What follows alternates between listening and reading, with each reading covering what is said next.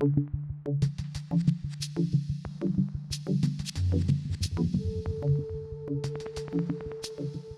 morning, everyone. Good morning, Commissioners, Chief Moore, Mr. Tiefank, Madam Secretary, Mr. Inspector General. Mr. Sibley is sitting in for Mr. Smith today. Mr. City Attorney Carlos De La Guerra and members of the public. Today is Tuesday, April 4th, 2023. It's 9:30 a.m. This is a regular meeting of the Los Angeles Board of Police Commissioners. Madam Secretary, please call the roll. Good morning.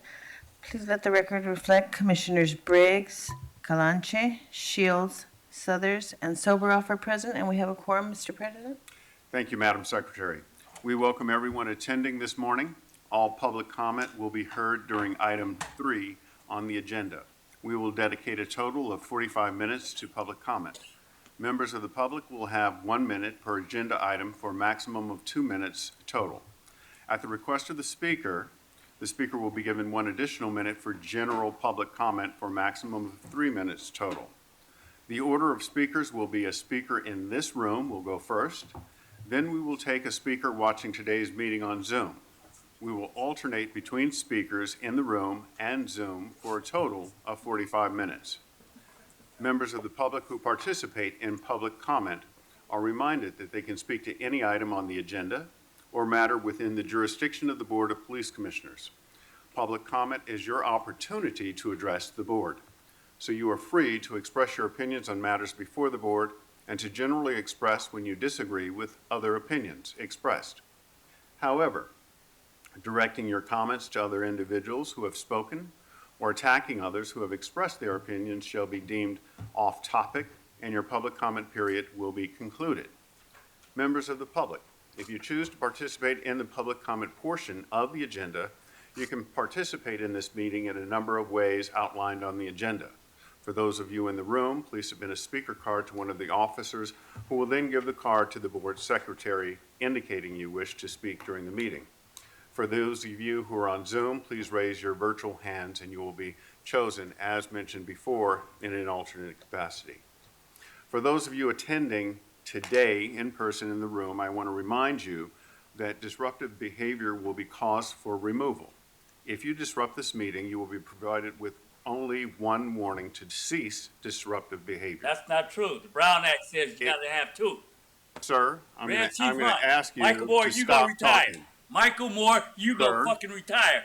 Hey, Sir, I'm asking you to stop. I'll put the real Gentleman in the green is fuck you. leaving the meeting. Fuck you, Please asshole. leave the meeting.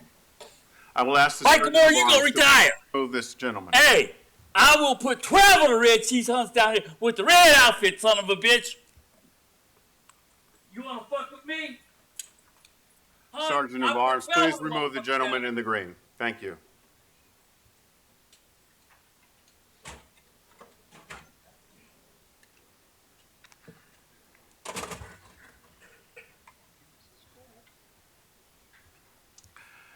At this time, I'm going to go to item number 1 on the agenda.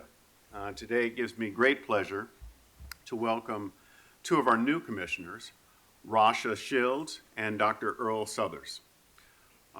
Ms. Shields is an attorney and partner at Jones Day, one of the preeminent law firms in our country.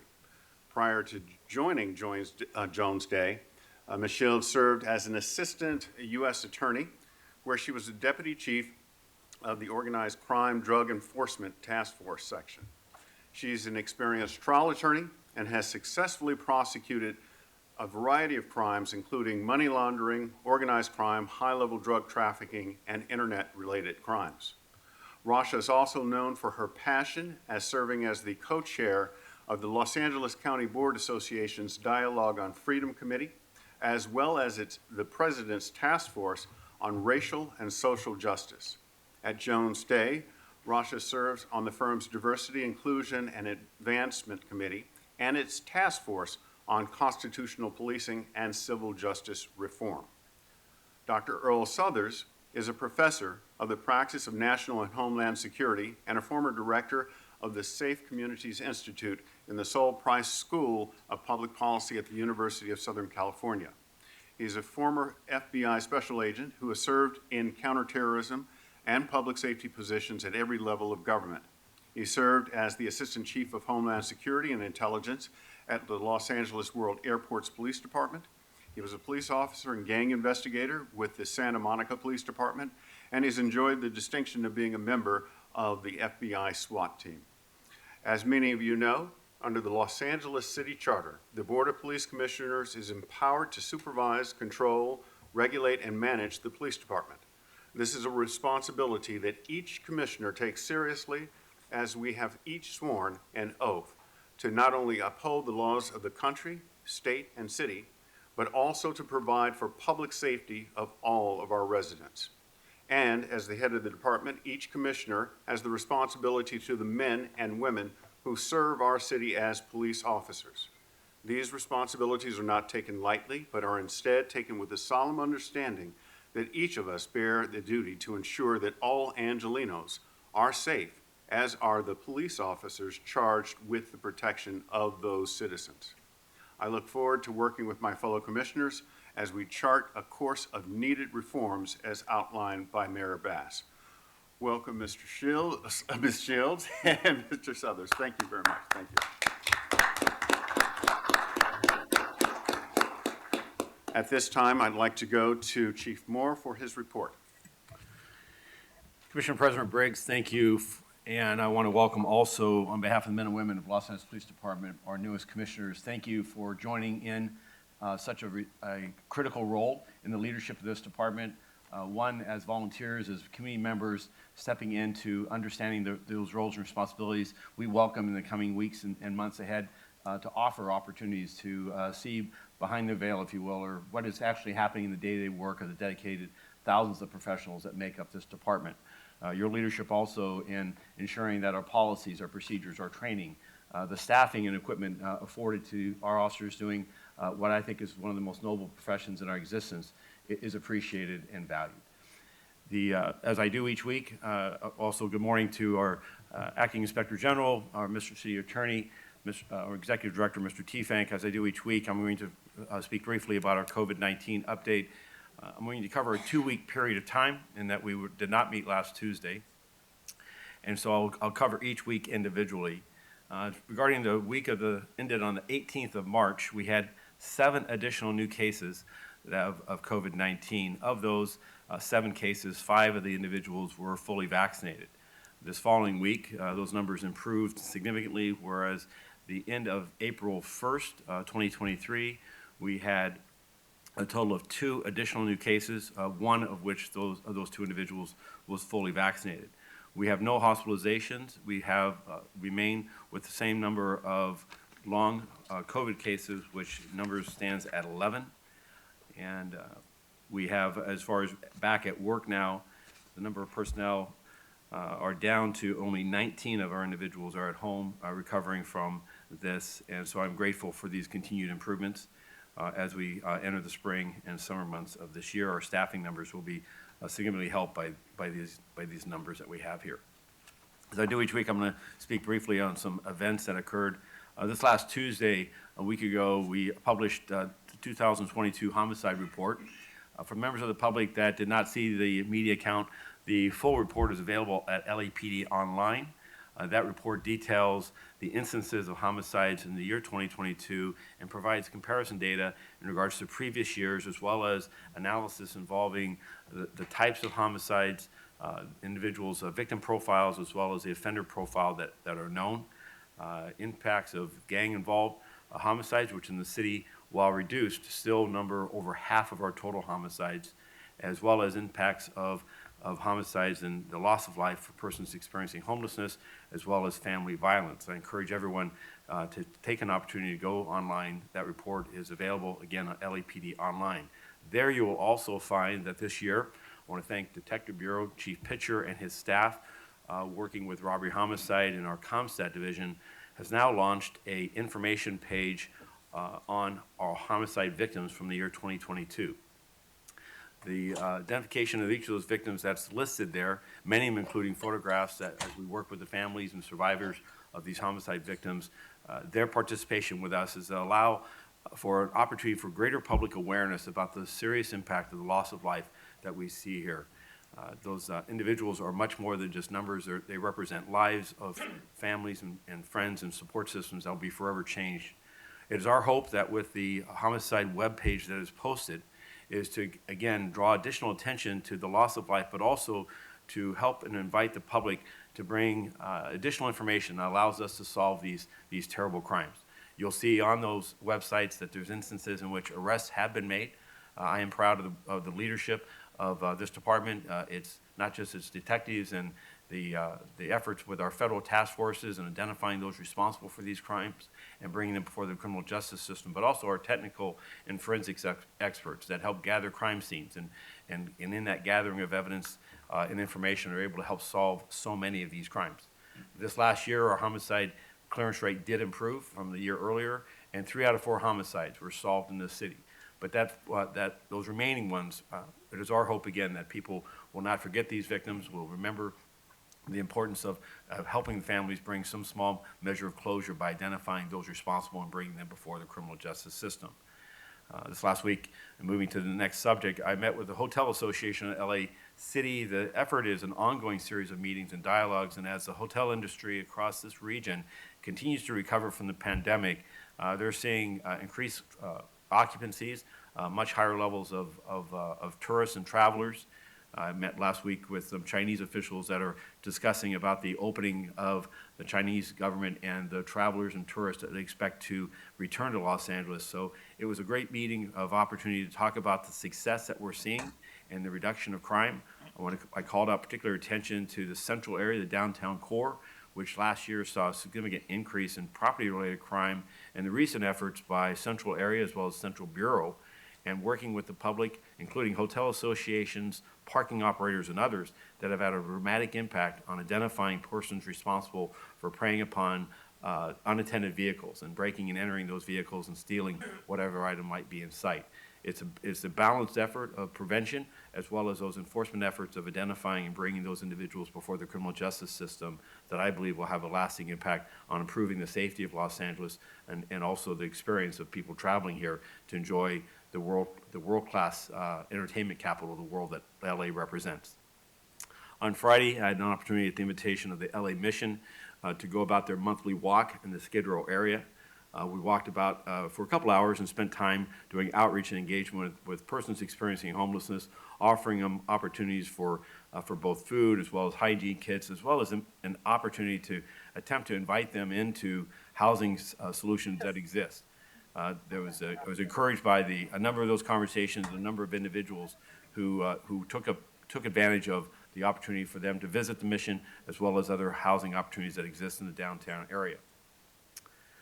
Lastly, on this past weekend, a number of over 200 teams from Los Angeles and across the world, including teams from Australia and Germany, traveled to Baker, California, and participated in a 2-day overnight relay race that ended in Las Vegas on Sunday morning. I'm happy to report that there were no serious illnesses. There was one officer that I visited Sunday at the hospital who suffered from heat stroke, but he's on a full recovery, and I'm hopeful to see him back in the workplace here in the next few days. I'm also proud of the work of these teams that came together and competed with one another in a friendly, spirited way.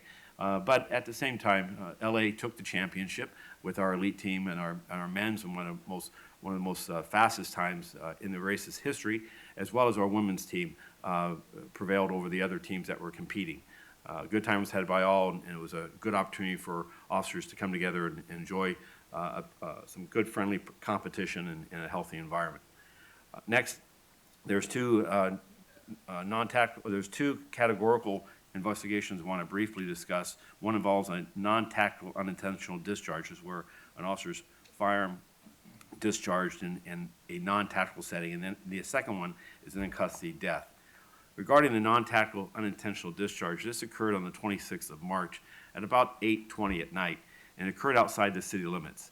On that day, an off-duty detective supervisor who was assigned to one of our specialized division was cleaning a department-approved handgun when he experienced this non-tactical unintentional discharge inside his residence.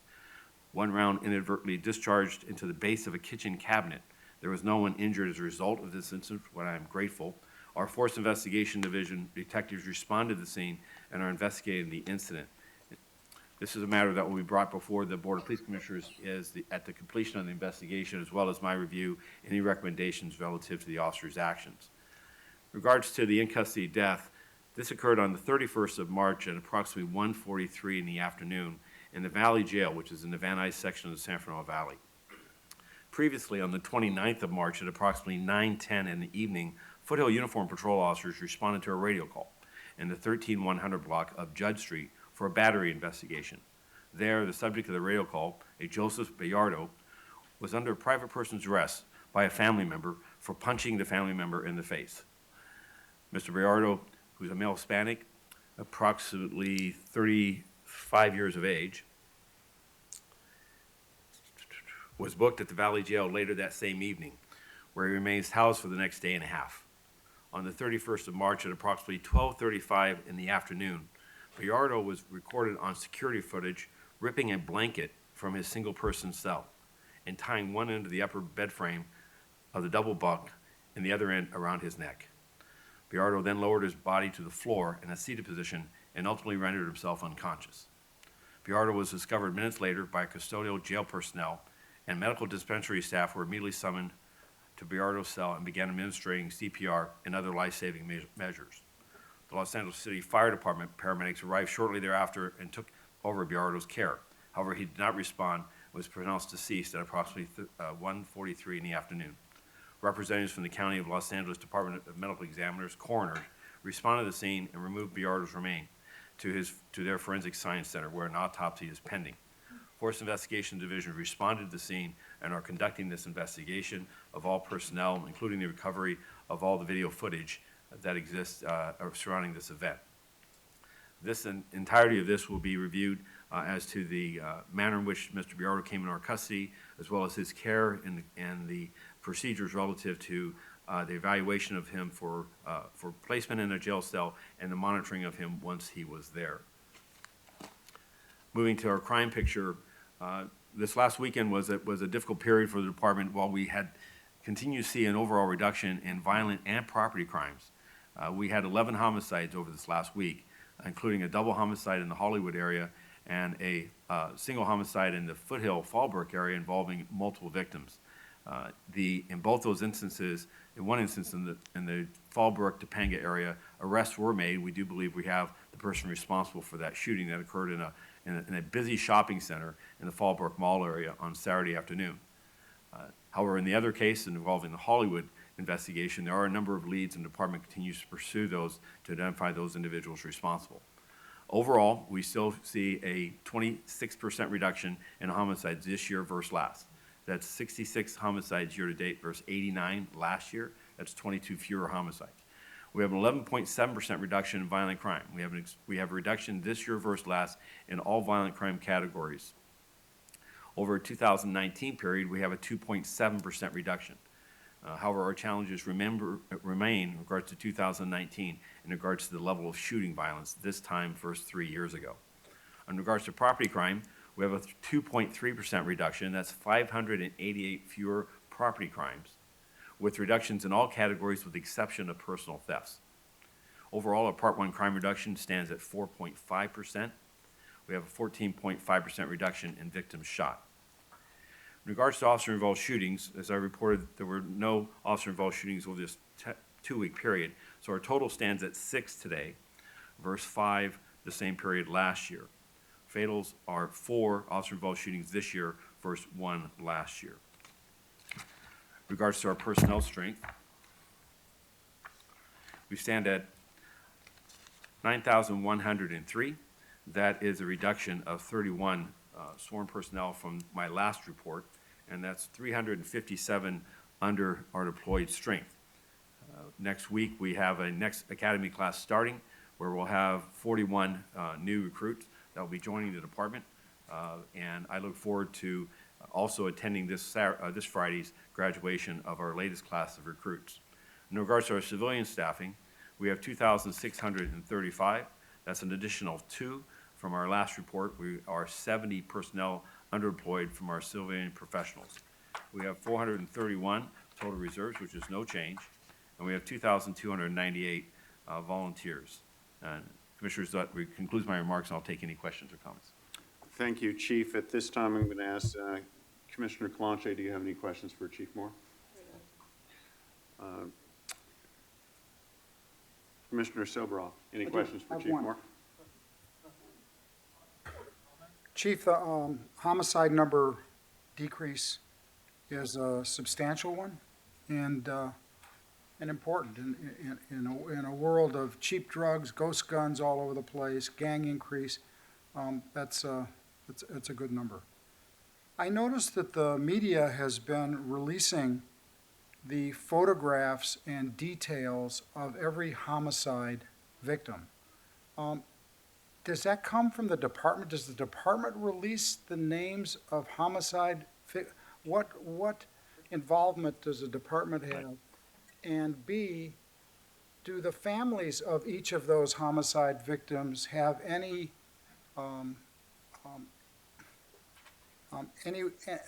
influence of whether or not that information is released because they're going through a horrible time? So, thank you. In regards to the department's website, on our homicide webpage, the listing of each individual's name and age and the date of the occurrence is public information. Whether or not the photograph is attached or included, we work with the survivors, with the family members. And in instances in which their desire is that that photograph not be released, we honor that request. Good. We recognize the trauma that they are going through, and we don't wish to add to that. In regards to the public release by media and others, that is something that is beyond the department's control. And I recognize that others may feel as a valid interest for the media to report on that. The department chooses to exercise restraint in that regards. Okay, thank you.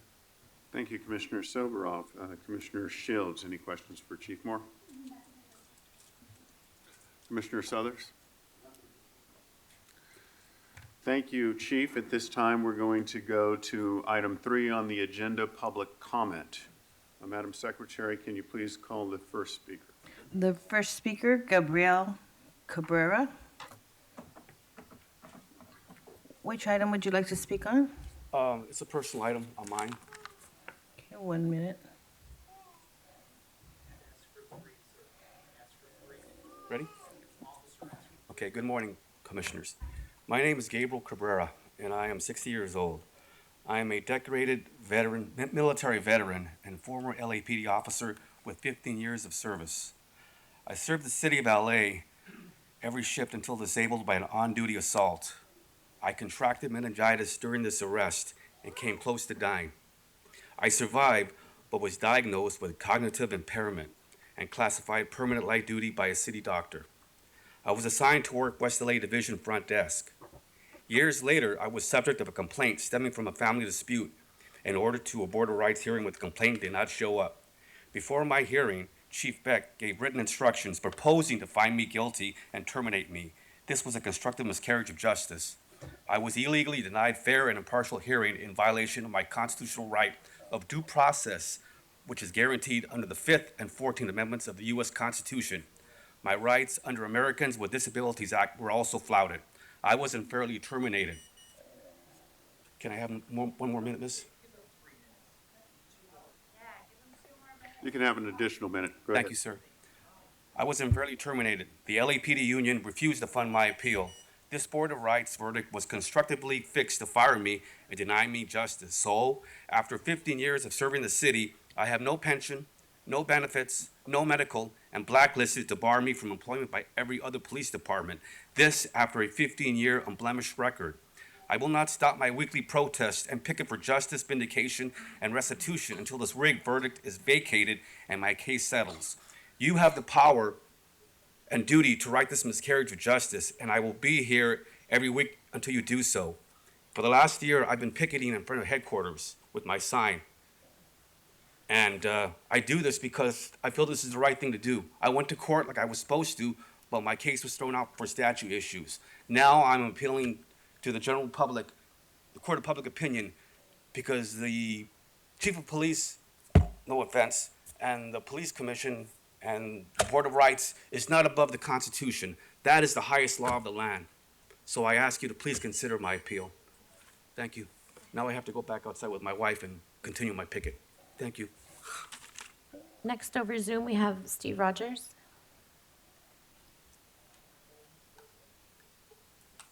Good morning. Good morning. What items would you like to speak on? All items, please. Okay, 3 minutes. First, my prayers and sympathies to Officer Cabrera. I don't know him personally. I don't know his situation, but it's compelling and it needs to be looked at. And I hope everyone takes the time to take a look at it. Welcome to the two new police commissioners. I would encourage you to hear from the people, both the community, go to community meetings, and also go to protective league meetings, go to roll calls, hear from the officers, and know what they're doing. It's one thing to hear from the command staff and the chief. It's another to hear it from the people actually on the front lines doing the work.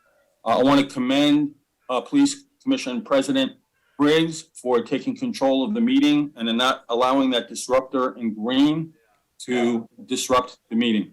That's within the purview of your role and responsibility and the Police Commission. I was cut off last week talking about 403 PC of the Penal Code, which is related to what is going on there at the Police Commission and to the very subject of disruption of meetings. I hope that that person was not just escorted out by LAPD working security, but is also charged with a misdemeanor crime, 403 PC. Okay, if there's no consequence to crime, we get more crime. I've said this before, and it's very, very true. Now, I know the officers are doing the best they can out in the field under the circumstances that they are. Let's face it, we only have 9,103 officers, sworn personnel, as reported by the chief. That's not enough for a city this size. We really need about 12,500. And instead of going in the direction of going up to 10,000, which was the goal when Mayor Reardon was mayor, we are down going in the other direction towards 9,000. So with more crime and fewer officers, the stresses are obvious. So we need to improve morale of the officers that are there, show support. Looking at the crime numbers, let's not be fooled. A lot of the crime is going unreported. Go out there, talk to the people, go to neighborhood watch meetings. And speaking of that, we have to have real community policing.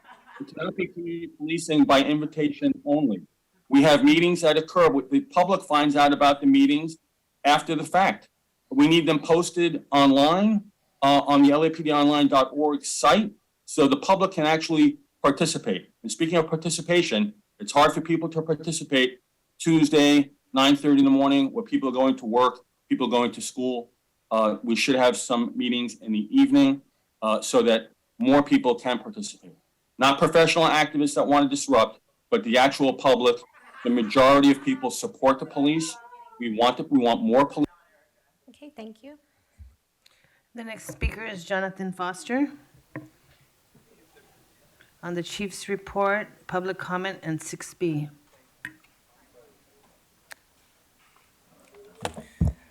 Hi, I'm Jonathan Foster. My direction on Chief's quotes, and I'm going to be talking about Jonathan Magnagna. He's a career criminal, parole at large. He had 2 K-9 teams combined into one, and I'm assuming they weren't in SWAT gear until I see. There's no body armor on. They're not properly protecting themselves, and you guys shoot in tear gas. And I thought to myself, well, why didn't they just do a standoff for as long as it takes to save a life? But the LAPD went in harming the guy, so officers were shot. So if they aren't protecting themselves, so I'm not supposed to be sad. I'm not. If LAPD is not going to embrace my direction, then almost die, I will not cry, I will not blink, I will not care. If they don't even regard their own safety, I don't care. Because I think that's stupid. Quote, they were finally able to go home. They're still working through the process of this near-death experience. Quote, at 22 minutes, 15 seconds, suspects' actions escalated the ordeal. And that's only partially true. But the LAPD tear gas escalated and made exceedingly more hostile the arrest. It is not de-escalation. It was a botched mission. botched chief, botulism commission. 3 officers were shot. Quote, work far from routine and uncertain. So if you have deadly threats and you're not, and your people against your people are real, why are you not protecting them? Why not protecting themselves, which would have produced better outcomes, right? Quote, we are by no means perfect, as every profession and human endeavor. Well, but the police can kill. You have to be perfect. Quote, you talk about your ardent, and those statements, they're not perfect and every human, so that makes it okay that they didn't protect themselves. It's not okay that they didn't protect. You talk about ardent critics stepping in, and the police are stepping to the breach, right? Armor is the best tech tool you need. It didn't get used. So officers don't have to place their own so officers don't have to place their lives at risk and reducing the threats. And yet the body armor reduces the threats. They're improperly trained and improperly told what to do. That's why I call myself the acting chief, wannabe chief, wish I was chief. I'm not a chief, though. But Mr. Rogers, thank you for your remarks. you got to protect the people, though, by protecting the as a police matter of department. information, sir, And they're dying All right, thank you. because you didn't protect them. Next, we have P. Miller. Myself. P. Miller, you're on. Yes, can you hear me? Hi, yes. What items would you like to speak on? 1, 2, and 3. Okay, 3 minutes. Welcome to the 2 new commissioners. Would like to encourage you as you settle in as commissioners that you reach out and go on ride-alongs with officers in different divisions, roll calls. It is important to get the officers' perspective, what challenges they face, and see policies and procedures in action. We, the law-abiding community, we support our officers. We welcome improvement and discussion. We support a shared responsibility for the legitimate homeless issue, and we support community policing. We know it works because we made it work. Personal attacks on commissioners and the chief are unacceptable and irrelevant. Commissioners, please remember that you have the work to do on behalf of law-abiding citizens, the victims of crime, and provide guidance and leadership to the LAPD.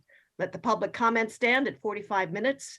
Quarterly meetings used to occur at nighttime in each bureau, so that is something that you may wish to consider in the future. Chief, the LAPD website continues to improve. Thank you for the addition of information on homicide victims. It is absolutely appalling in the recent weeks that a person or persons would release personal information on officers. To the LAPD officers and the Police Protective League, I fully support your efforts to sue nonprofits that thrive on harming you in any way possible. The individuals and so-called nonprofits masquerading as social justice warriors to line their bank accounts, puff up their egos, and push their Marxist ideology. Officers, community, you have every right to protect yourself and your families. Shine a light on the truth. Any real reporters out there should follow the money trail. And Mayor Bass, your voice is truly needed now. Now, this is not okay. And it is not okay to have city council members who do not support law enforcement and expect we, the taxpayers, to provide for their personal security. They need to do what everyone else has to do. Take care of yourself. So we support law enforcement. Thank you and welcome new commissioners. You have a road ahead of you, and stay strong, LAPD. Thank you. Yield my time. And the next speaker is Michelle.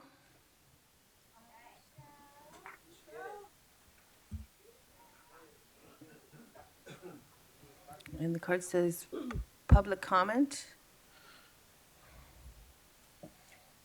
Okay, welcome, 2 new commissioners. You are now on the police force. Did you know that?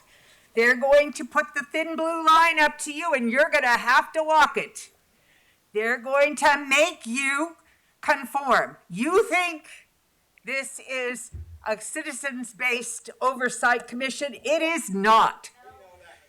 It is all police force, and you are now an LAPD. Welcome, with all the horror that goes with that. All the horror. I And I'm can't, really I can't sorry, hear the Mr. speaker Michael because Moore. the other people You are are talking. just obscene. You're worried more about hotels and tourists than you are about houseless people in this city. We have a crisis. Didn't you know it? And your police are making it worse, not better. And in addition, that site, Watch the Watchers, is completely legitimate, and it is a wonderful service to this community. I spent years trying to find pictures of police officers.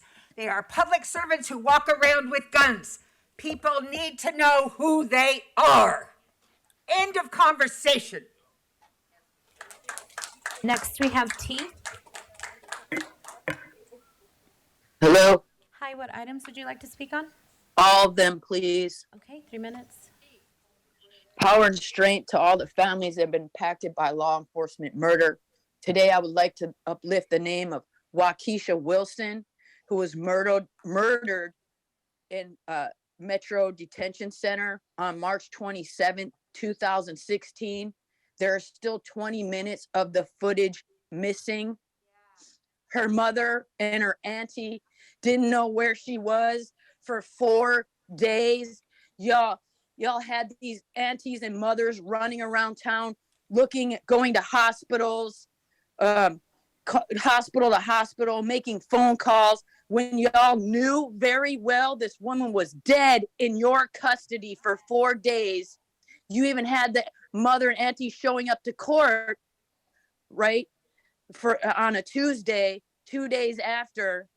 And where was Waukesha? Y'all knew this woman was deceased, died at the hands of your deputies in the jail. It had this mother and auntie running around for 4 days. And now we're calling for the Waukesha Wilson law. Mayor Bass, I hope you hear this. There needs to be a law to notify the people, but overall, these jails should be closed. How many people have died in custody? John Horton, Jelani Lovett, the list goes on and on. So there needs to be an independent investigation anytime somebody dies in a jail, because we know it's not suicide.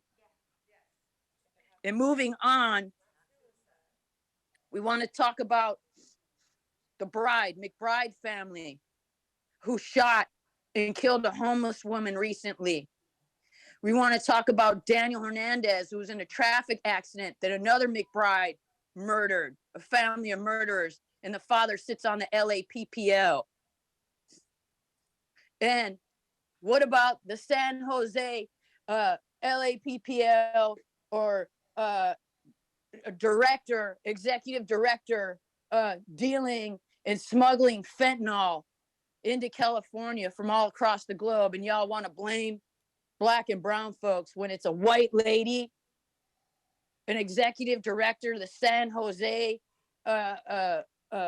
Police League or Association or fake union of organized crime, dealing fentanyl, bringing all the fentanyl in. You want to blame it on Black and brown folks? Y'all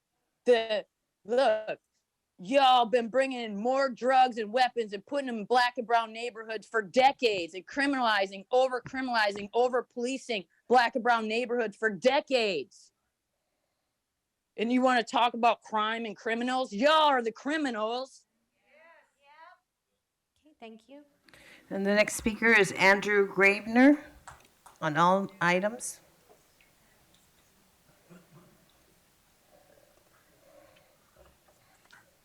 All right. So, starting with the consent items, I'll start with that. The first one is a donation for $3,000 for a party for the communications division, the one who lies about everything the LAPD does and tries to pretend that this is a good thing, that this department's actually good when you're all just terrorizing the communities. Yeah, so there's also the item that gives over $1,000 for the chief to go visit the go see a Dodgers game in Arizona. So you're well, you claim, oh, but you're doing recruiting out there. So why are you recruiting for a Los Angeles-based thing in Arizona? Like, what, are you gonna have some more out-of-state officers? Do you still have the one from like New Jersey or whatever? Yeah, speaking of the chief, the report was a little shorter today, but still kind of long. You claim you have a very limited amount of time for public comment, but you gave him like 15 minutes to speak, and he just gives his lies repeatedly, just kind of says the same thing.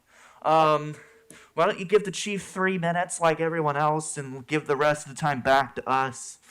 Yeah, so a public comment. This department's continuing to, kill people. You've killed like, you said it's like 6 people, shot like 6 people this year.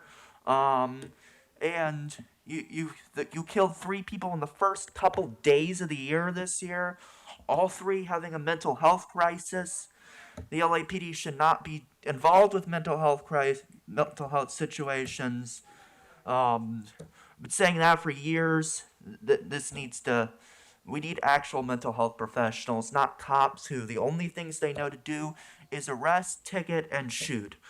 Yeah, so, the new commissioners, no one likes you. The public comment at City Council is overwhelmingly against you. The only reason you're on this commission is because City Council is bought and paid for by the LAPPL, and the only reason why you're on this council, on this commission. Yeah, so I support the Watch the Watchers website, and we need to know who the cops are. This is, it's been easier than ever to find cops who have harassed us and violated our rights. Next, we have Pastor Q. Jean-Marie. Good morning, all. Good morning. What items would you like to speak on? I'd like to speak on all of them, please. Okay, 3 minutes. I am speaking in this meeting with a lot of stress, and it kind of reminds me of a text from Arlene T. Geronimos, where she says that if you're Black, working hard and playing by all the rules, that can be part of what kills you. For the Black community, such virtue is a cause of death that dates back centuries, because the stress of navigating presumptions based on stereotypes, all while working hard and keeping a low profile, has been killing Black Americans since the time of slavery and continues to do so in the 21st century. So every time I come to one of these meetings, I know that I'm actually killing myself. Listening to people who call in and assume that we are not real citizens, that they are so-called law-abiding citizens, and we are not. Just the assumptions that people make about folks who are calling in. Where are the systems impacted people on this board? There are no systems impacted people on this board. Are they not part of our communities? Where are people? For the past week, I've been seeing news stories of Black people who have been convicted of crime, and one guy was convicted of a crime he did not commit and was serving 60 years. Where are people like this on boards like this? How are people supposed to trust this system when it continues to give us the same old, same old? Why do most commissioners have law enforcement background? What about those who can see things objectively outside of law enforcement? Are they not part of the community? We're talking about hotel industries and crime, when in fact, a lot of developers are the ones who cause the conditions of people in Skid Row. Walking through Skid Row, officers walking through Skid Row, giving away sandwiches. We've been doing this for 16 years at the church with our walls. Giving away sandwiches when we have places like Skid Row Housing Trust who are about to go under receivership because we don't have, it's not just putting people inside, it's putting them in places of compassion and putting them in adequate places that they can live and not die in those places. Okay, thank you. The next speaker is Hamid Khan. Hamid Khan, on all items.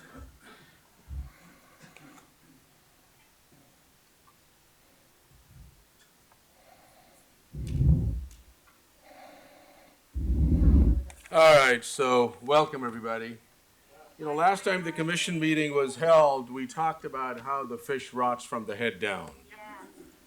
And this is yet another example of even more rotting that's taking place.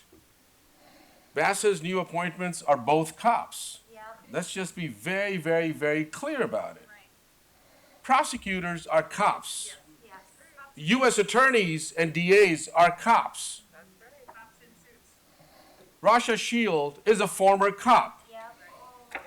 Errol Souther is a former cop. An FBI agent worked with the Long Beach Police Department, with the Santa Monica Police Department. So what we have is also we have to know, a mirror of what's happening at the Public Safety Committee, where you have 4 council members on that 5-member committee who are bought and sold by PPL.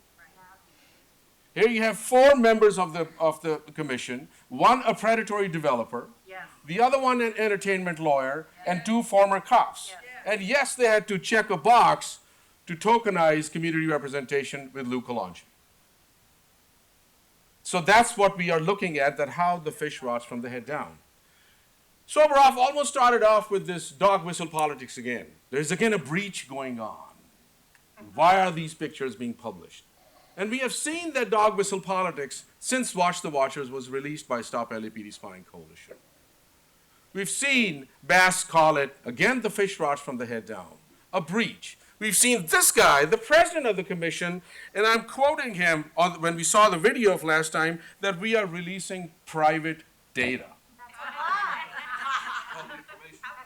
The private data that was released by and made public by the department through their constitutional policing, their discovery section, through the city attorney's office, private data. The DA is all up in arms, right? The chief says that my family is in danger. And this is what's going on. But we have to look at it that this is a call to action for people to engage in violence against us.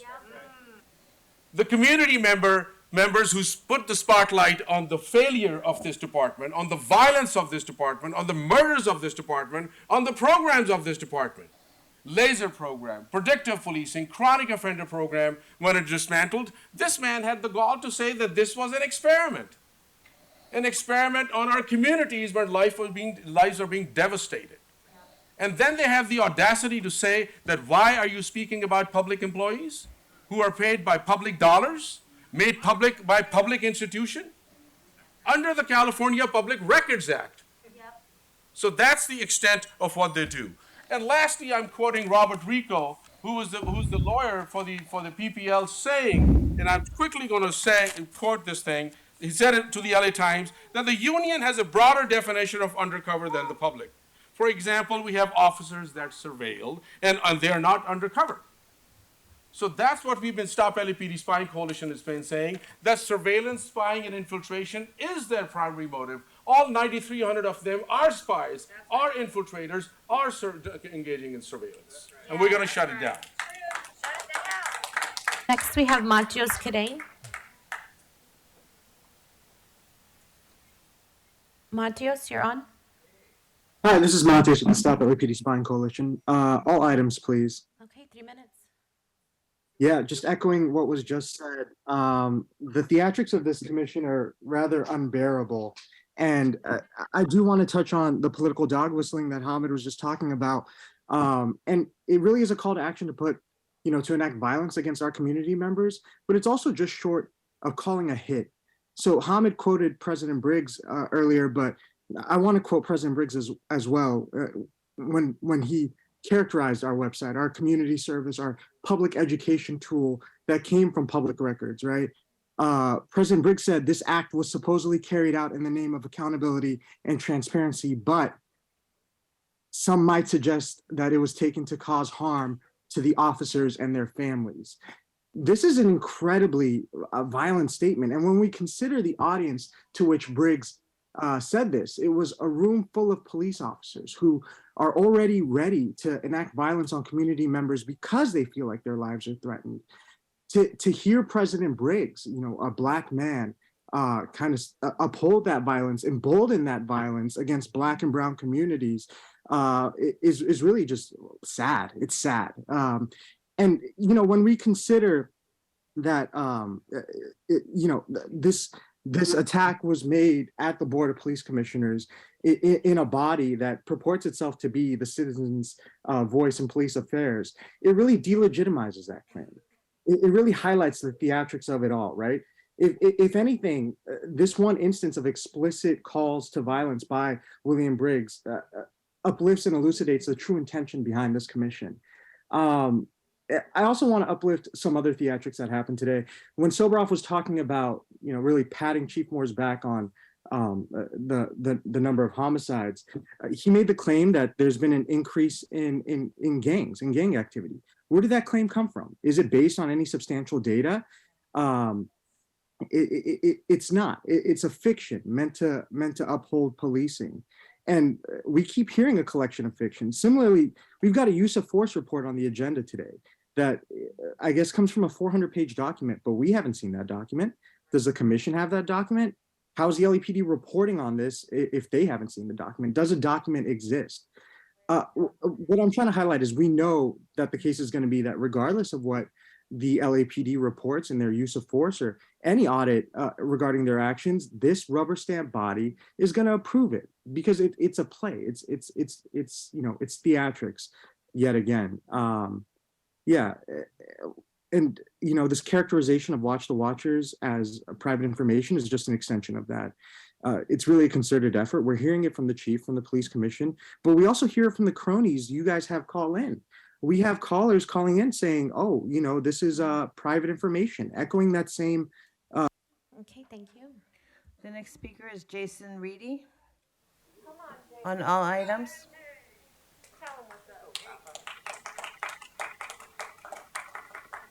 All right, all items.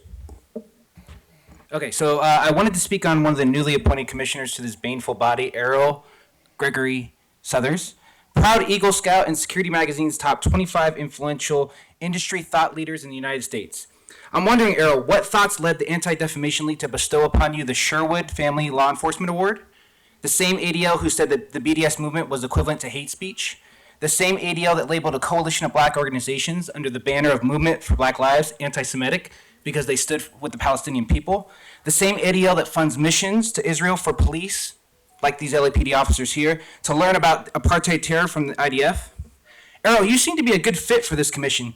You also seem to share the same ethics of the LAPD. For example, when you were nominated by Obama to head the TSA, you were asked by the Senate's Homeland Security Committee if you had ever been disciplined or cited for a breach of ethics by any professional group. Now, Errol responded that during his time with the FBI, he asked a coworker's husband, a pig who worked for the San Diego Police Department, to run a database check on his ex-wife's boyfriend. Now, he claimed he made a mistake to have used his official connections to investigate a personal matter. But less than a month later, he was exposed as a liar and had to cop to personally searching the FBI database himself. When the FBI found out about it, Southers was censured, and about 6 months later, he left the FBI. Now, to this day, he maintains that his departure was unrelated to being censured, which sounds a lot like the lies we hear from LAPD pigs who get in trouble and then decide it's time to leave the department. For example, if you look at the LAPD's disciplinary penalties for February, you had a commander retire for driving a city vehicle under the influence of alcohol. You had a P2 on patrol send inappropriate text messages, shake and shove someone, and decide it was time to resign to do the same somewhere else. And then you had a Sergeant 2 shove someone during a domestic incident against the kitchen counter, violate a stay away order, and send threats threatening police action against the person who reported this. Steve, do you think their photos should be released?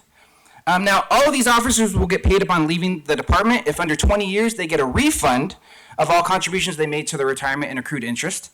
And if any of these officers are at 20 years, they get 50% of their final average salary in retirement benefits plus 3% for every additional year. That's how the city and department reward harm with mountains of money, okay? And now, Errol, let's dive deeper into your past. Your ex-wife, for the record, was she a snow bunny too?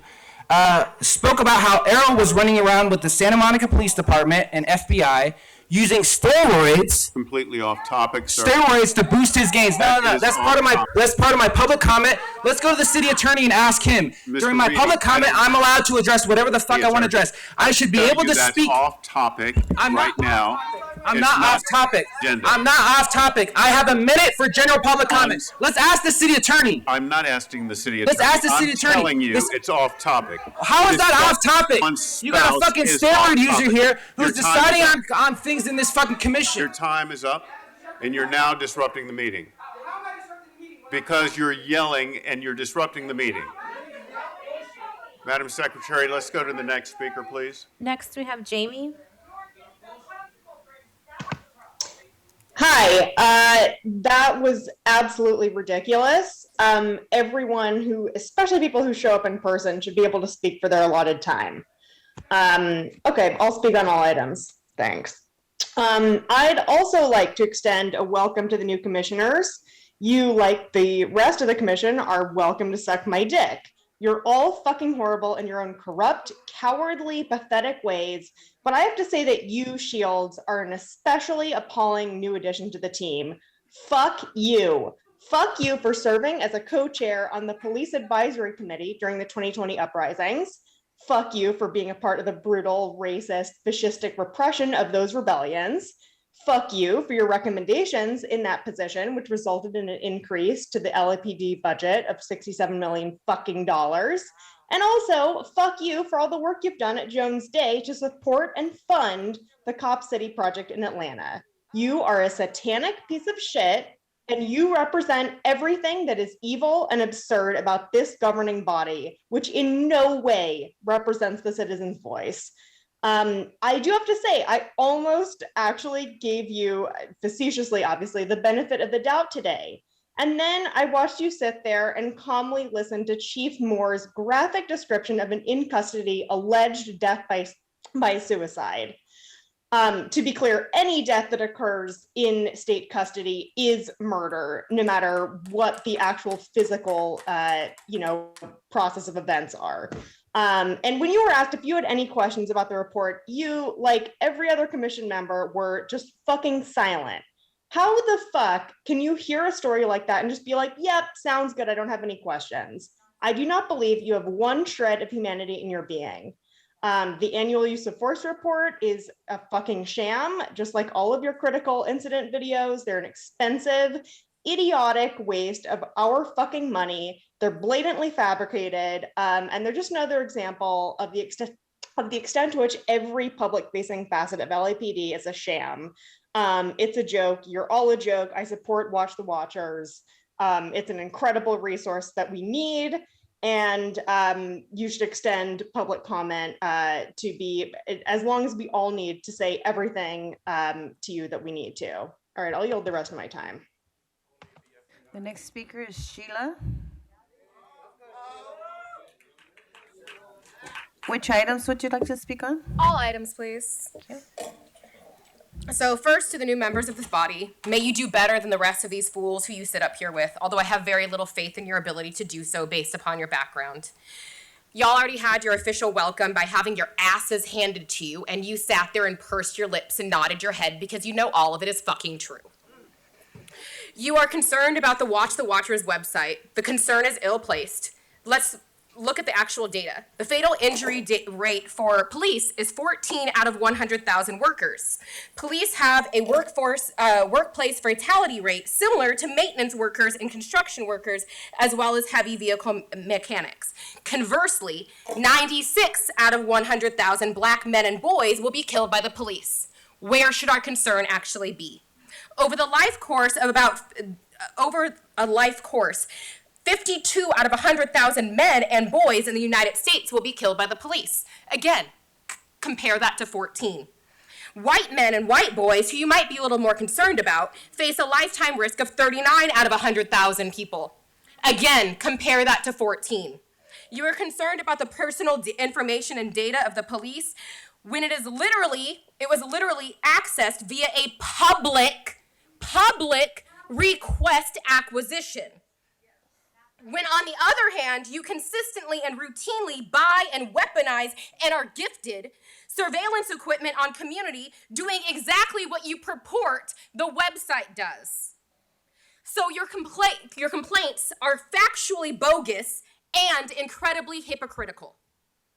In summation, the Watch the Watchers website is a necessary public service. So thank you, Stop LAPD, Spying Coalition, and fuck all of you.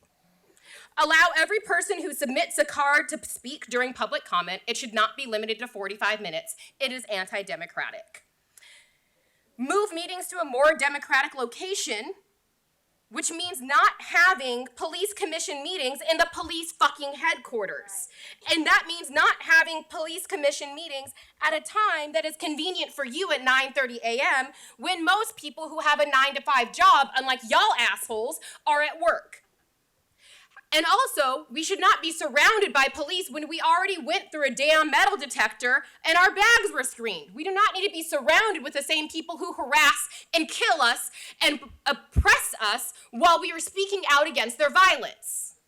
It is absolute and pure and utter bullshit. Think of how traumatizing it is for those who have been impacted by police violence and terror to come and speak out against that and be surrounded by them with badges and guns. Does it make any fucking sense? We are literally walking into the lion's den. Allow people to speak on an agenda item once it comes up for discussion, not before. Does it make any sense that we are expected to give comments when you have not actually already said what you're going to say? Case in point, today you're going to be talking about a use of force incident, which, let's make it clear that the title of that alone is violent. It makes it seem like it's nonchalant, and it makes it seem like you didn't know who the fuck did it. I'll tell you who used that use of force. It was the goddamn police, and we should not be in this situation, and all of y'all are fucking fools, and I'm sick of your shit. None of you should be here. So here's your official welcome to new members, and I hope every single one of you are replaced by somebody who actually represents community. And now my time is done. Next, we have Philip Tabby. Fuck you more. Stare at me all you want. Your bitch ass shouldn't be here. That's right. Woo. You already got your ass handed to you. How many? Yes. Could I have 4 minutes, please? Okay. After the person stops talking. I'm not done talking yet, so you can keep waiting. I'll have to wait, I guess. You will. Mr. Tabby, please proceed. No, I'm not done talking. Could I have my time reset, please, before it gets quiet? Could I please have the clock started? Mr. Tabby, please proceed. I can't proceed if there's too much noise. Could I please have the clock restarted? I'm sorry, but could I please have the clock restarted? You can't. Madam Secretary, please reset his time. Oversight Commission. Civilians say no. 90, there's a reason why I polled 90% of LAPD officers do not support Chief Moore. Word is you support Chief Moore. If you support him, you don't support our officers. Chief Moore and some of his command staff are either inept or they are lying to the people just on issues that I've brought in light in the past year. The morale has severely dropped by our chief of police, and he doubles down on everything instead of saying sorry. We lost the blue line flag because Chief says radical groups are connected to the flag, but you fly it at your house, Mike. Which is it? The bomb incident, the bomb incident that has been of deep concern. You told the people you got rid of everyone on the bomb squad, but really no one moved except for the commander. You promoted him to a deputy chief. Speaking of deputy chiefs, Alan Hamilton, or as I call him, Deputy Chief Alan brags a lot, has lied to our community on multiple occasions. For you, Mike, brags how he makes over $800,000 to a community member. He lies to us so easily about the things like who made the directive to take down the blue line flag and who moved Cesar Contreras. Who's telling the truth? You or him? I bet Contreras and Smith were moved because they reported public corruption. Mike, you say things like, I don't take direction from city council members, but I take input. Hamilton lied, saying there was a meeting, and Smith was moved because Smith must have been lying and Hamilton was being truthful. What meeting? I really think Deputy Chief Alan brags a lot, believes his own lies. He is even on YouTube caught lying to a community member who I don't know, and the person calls him out on it. Mike, you told the media we were there when it came to the 3 officers who were shot, but you were not. You were skiing in Idaho. When Officer Arroyos was killed, you didn't end your Italy vacation to come be with your officers and there for his family. You do not care about Los Angeles or your officers. I'd like everyone to go on your cell phones right now and go to the Police Commission website. Click on public comment archives for November 1st, 2022. Why is the public comment missing for the past 3 weeks on this particular date? You know, I urge everyone now to click on public comment for today's meeting and read the first and the last posted comments. It clearly explains how Briggs gave numbers from July to extend the COVID mandates for the department, when in November, the numbers were reported by the CDC, county, and even Gavin Newsom website told as much different story. The written comments explain also how the city received money if they met requirements. Making false claims to receive money is called fraud. And sober off, guess what? Crime's lower because of the rain. Wake up. How long you been a commissioner? We also can't trust this commission. 8, 7, 6, 5, 4, 3, 2, 1. Totally inappropriate. I want another minute. Madam Speaker, please call the next speaker, which will be the last speaker. The next speaker is Michael Williams. You were in Mount Baldy. You were in Utah. You were in Mount Baldy, right? Which items would you like to speak on? I'm speaking on all items. Okay. Damn, I don't even really know what to say. Yeah, can we all agree? I think we could all agree that Steve Soboroff needs to be off of this council like tomorrow. It's your time, buddy. It's your time, man. It's about that time. So let's talk about some real stuff. Let's talk about some logic, right? That just got told by your own police chief, right? Your own police chief just said, he's made this statement several times over the course of the last couple of months. He has said multiple times that crime is categorically going down. He's now said that homicide rates are starting to go down. Yet, he says that we don't have enough police officers. Logic. Think about what he just said. Yet, each and every year, you two not yet, but pretty soon you will, approve his budget to increase the budget for the police. Yet he keeps telling you, him, not us, him, he keeps telling you that crime is going down, yet we don't have enough officers. What's the correlation there? Let's lose logic. Let's think about what he just told you. But you continue to rubber stamp everything he says, even though he's telling you that we don't need the cops. That the cops' importance in reducing crime is minimal. He's telling you that. Yet you rubber stamp it. You don't even think about what he just said, because you've been put in this position not to think. He's telling you, not us. We're not telling you that cops don't have an important role to play in crime reduction. He's telling you that. Why don't you guys actually use your brain? They got one. They got one. They've turned it off. Why don't you use your brain, stop buying his bullshit, and actually do something that actually helps the community? Because if you actually listen to what Chief Spin says, he's telling you that the cops do absolutely nothing to reduce crime.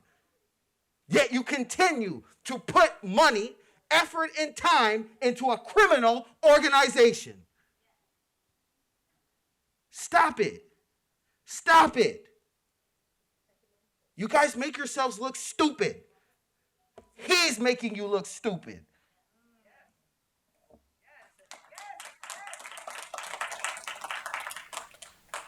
This time, Madam Secretary, we're moving to. I'd like to give public comment.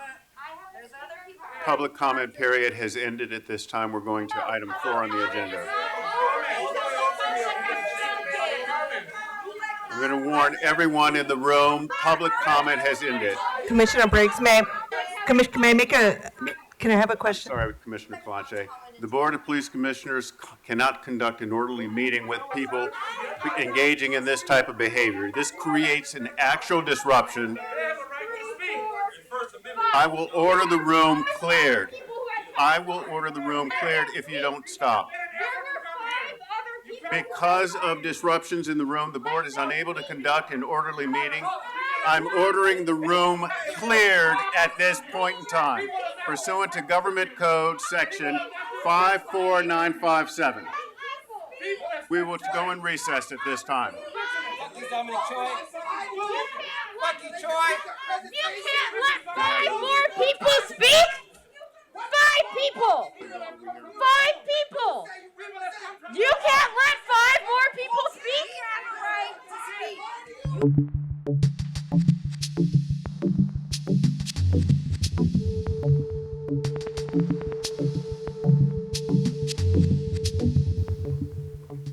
Welcome back, everyone. The room has been cleared and we are proceeding with open session.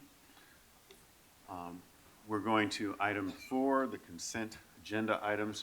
Are there any commissioners that want to discuss items A, B, C, D, or E? Seeing none, I move that we approve items 4A, B, C, D, and E. Is there a second? Second. Motion been made and seconded. All in favor, say aye. Aye. Motion carries. Thank you.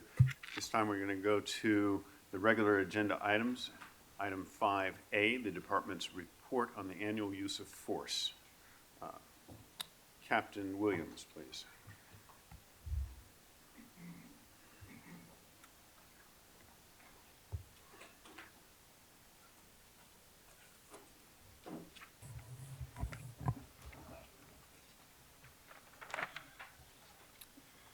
Okay, good morning, Commissioners. Chief Moore, Assistant Inspector General Sibley, Mr. T. Fink, Mr. De La Guerra.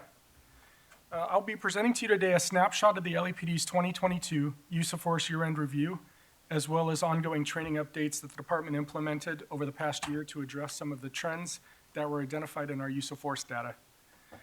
Before we begin, though, I'd like to take a moment to publicly recognize the men and women of Critical Incident Review Division who worked so hard to make this happen.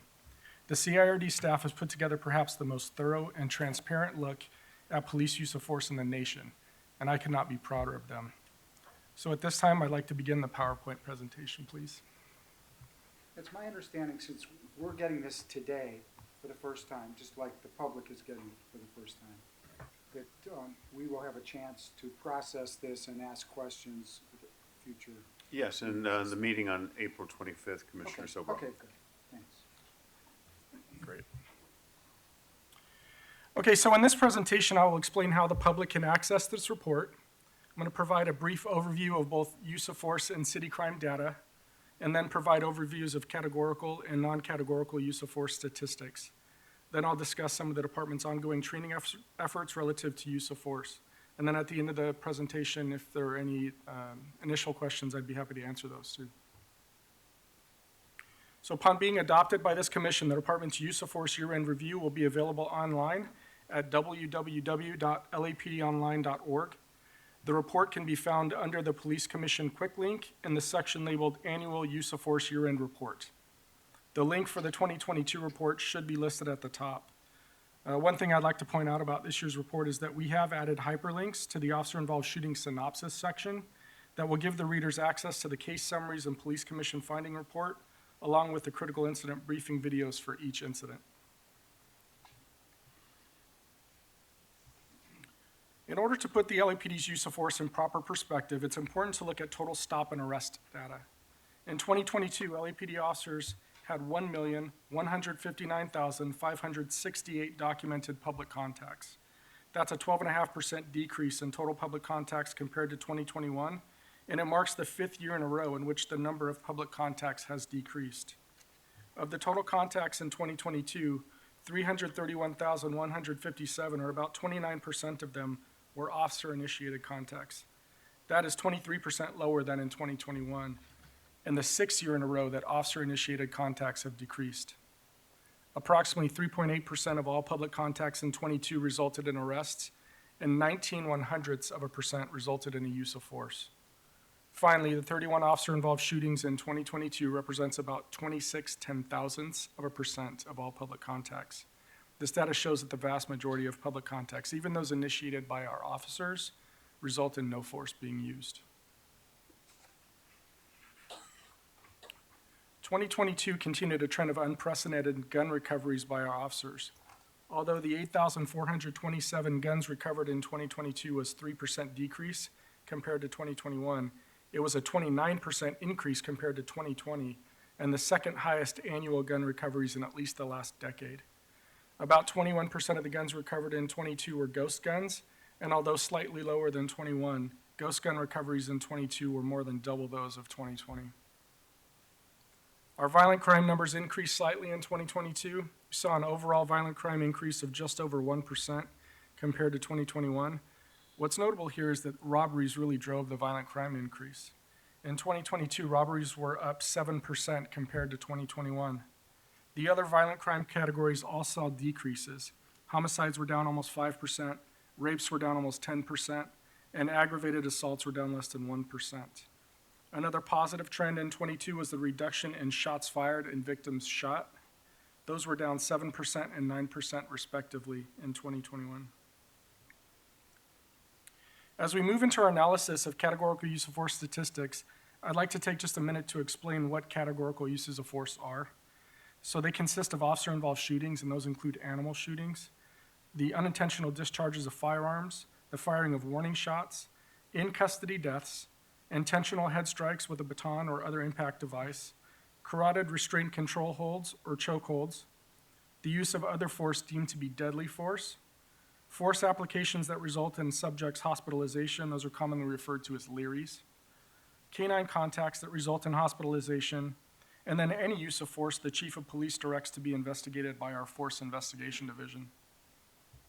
In 2022, there were 53 categorical uses of force. That represents a 17% decrease compared to 2021. The most significant decrease was in officer-involved shootings, which decreased by 6 incidents or 16% compared to 2021. Law enforcement-related injury incidents, in-custody deaths, carotid restraint control holds, and unintentional discharges were also down in 22. Of note, the period between 2018 and 2022 has been the lowest 5-year period of officer-involved shooting incidents in the last 3+ decades. So nonetheless, the department is committed to further reducing OIS incidents through our continued emphasis on training and de-escalation. A few points to note about the department's officer-involved shooting incidents in 2022. While the total OIS incidents were down 16% compared to 21, OIS incidents with hits were down 26%, and fatal OIS incidents were down 18%. 58% of suspects in OIS incidents were armed with firearms in 2022, and that's compared to only 41% in 2021. Conversely, 16% of suspects in OIS incidents were armed with edge weapons, compared to 38% in 2021. The number of OIS incidents in which a suspect shot at officers increased 75% compared to 2021 and represented 23% of all OIS incidents in 22. The department saw a 27% decrease in OIS incidents involving subjects with perceived mental illness and a 30% decrease in OIS incidents involving subjects experiencing homelessness.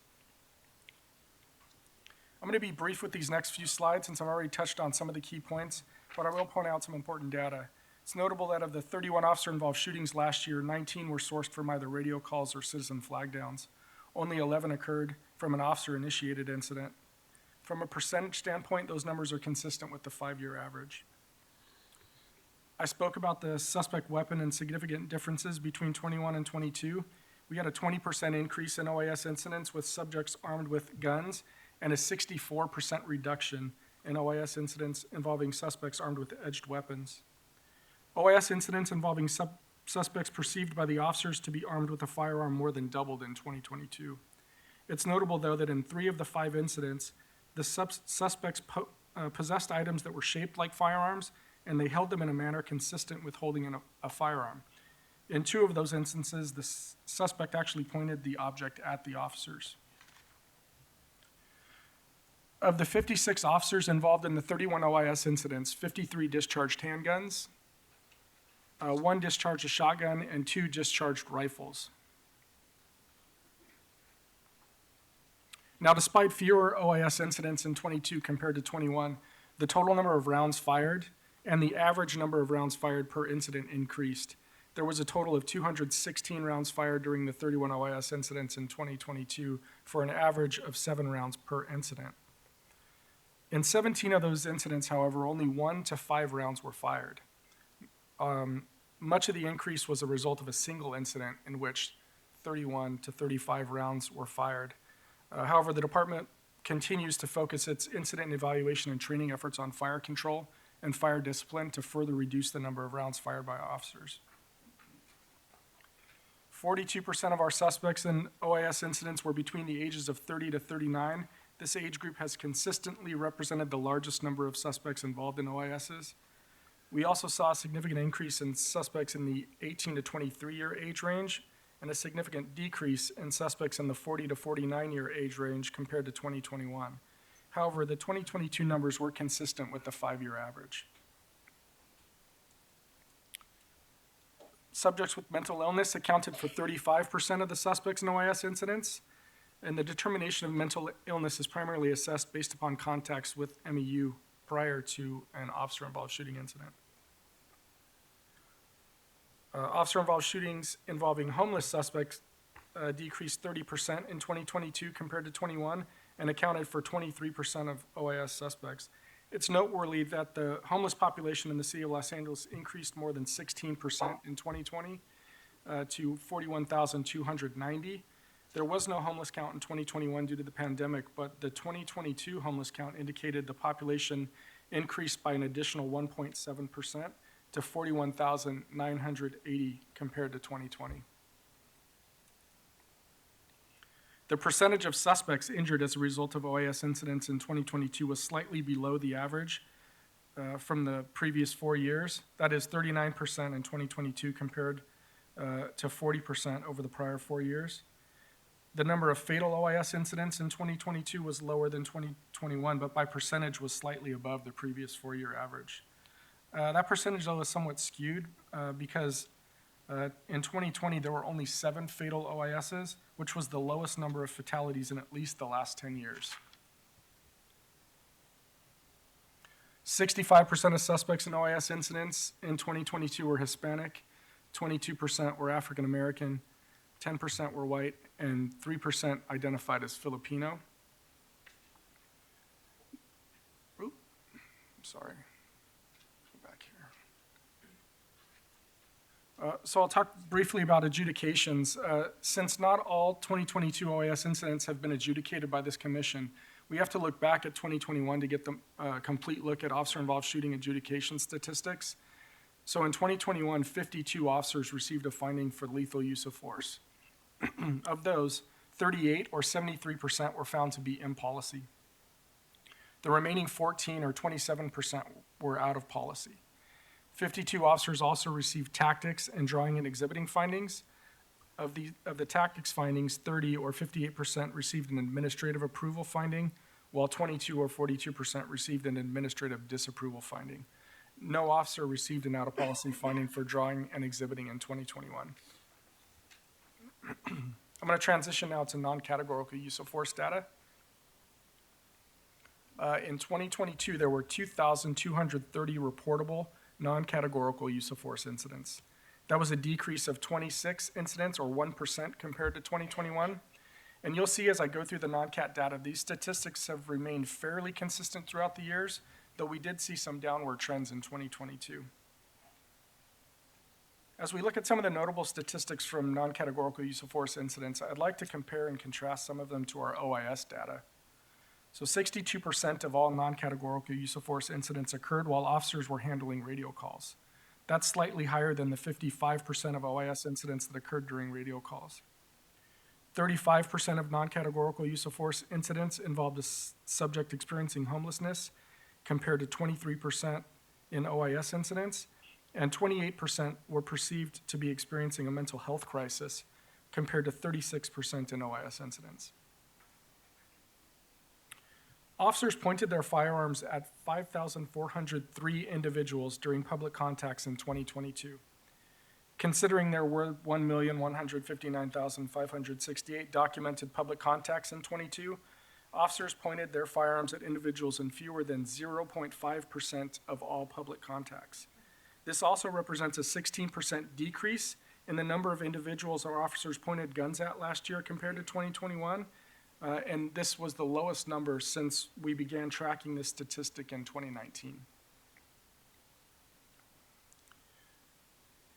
The number of officers involved in non-categorical use of force incidents decreased by 9% compared to 2021.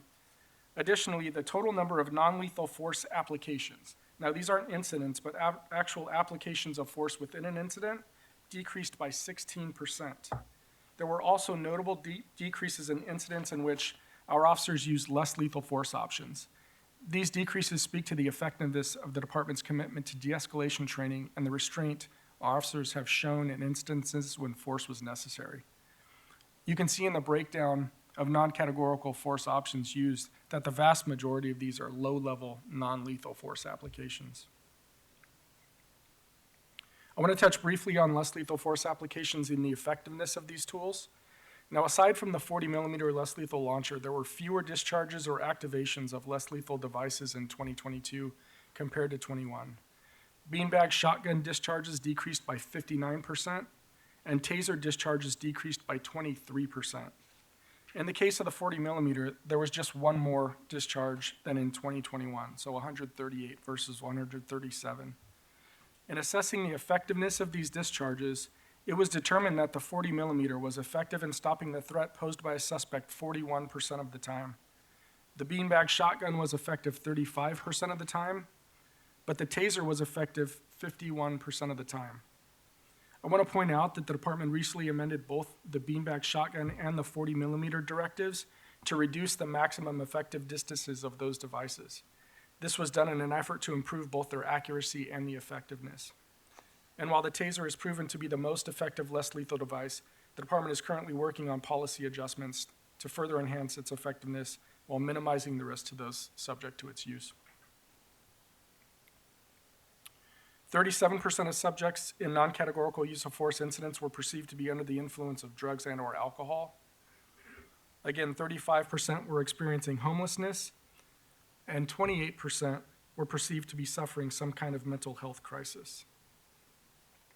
64% of suspects upon whom force was used either sustained some type of injury or complained of pain as a result of the force. While this is a significant number, it's notable that in less than 3% of non-categorical use of force cases, the subject of force sustained a serious injury. So similar to our OIS adjudication data, there's still non-cat cases from 2022 that have not yet been adjudicated. So in order to get the best look at adjudication trends, we have to look back to 2021. Of the 9,302 officers who received findings and tactics in 2021, 97% of them received an administrative approval finding. That includes assessments of de-escalation efforts. There were 29,789 individual applications of force adjudicated in 2021. and of those, 99.5% were found to be in policy. I'm going to conclude today's presentation by discussing ongoing training efforts intended to impact police use of force. In terms of training, as of December 2022, 4,908 officers have completed mental health intervention training. That training is ongoing with the goal of having every officer assigned to the field MHIT trained. 90% of mental health crisis calls in 2022 were managed by an MHIT trained officer. This training effort certainly played a part in the reduction of both OIS incidents and non-categorical use of force incidents involving individuals experiencing a mental health crisis in 2022. As part of the department's effort on de-escalation as a means to mitigate the need for force, Training Division added a few courses to its curriculum in 2022. The De-Escalation Lab was launched as a department-wide offering in March of 2022, with nearly 300 officers attending by the end of last year. Another use of force de-escalation course, designed by SWAT crisis negotiators for frontline officers, was also offered in 2022 and has been attended by nearly 500 personnel so far. In order to leverage technology to reach more of our personnel, Training Bureau created the Use of Force and Tactical De-Escalation Distance Learning course offered through the LAPD University app.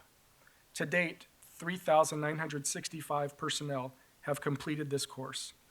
De-escalation has been woven into crowd control training via the Integrated Communications, De-Escalation and Crowd Control course, and the Less Lethal Applications in Complex Crowd Environments course. Lastly, de-escalation remains a primary topic in the Police Sciences and Leadership course offered to every probationary police officer 11 months after their graduation from the academy.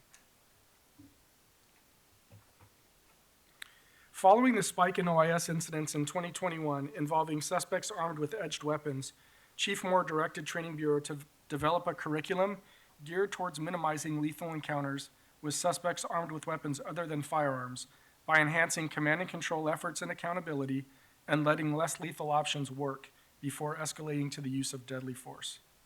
The Critical Thinking and Force Options course was the result.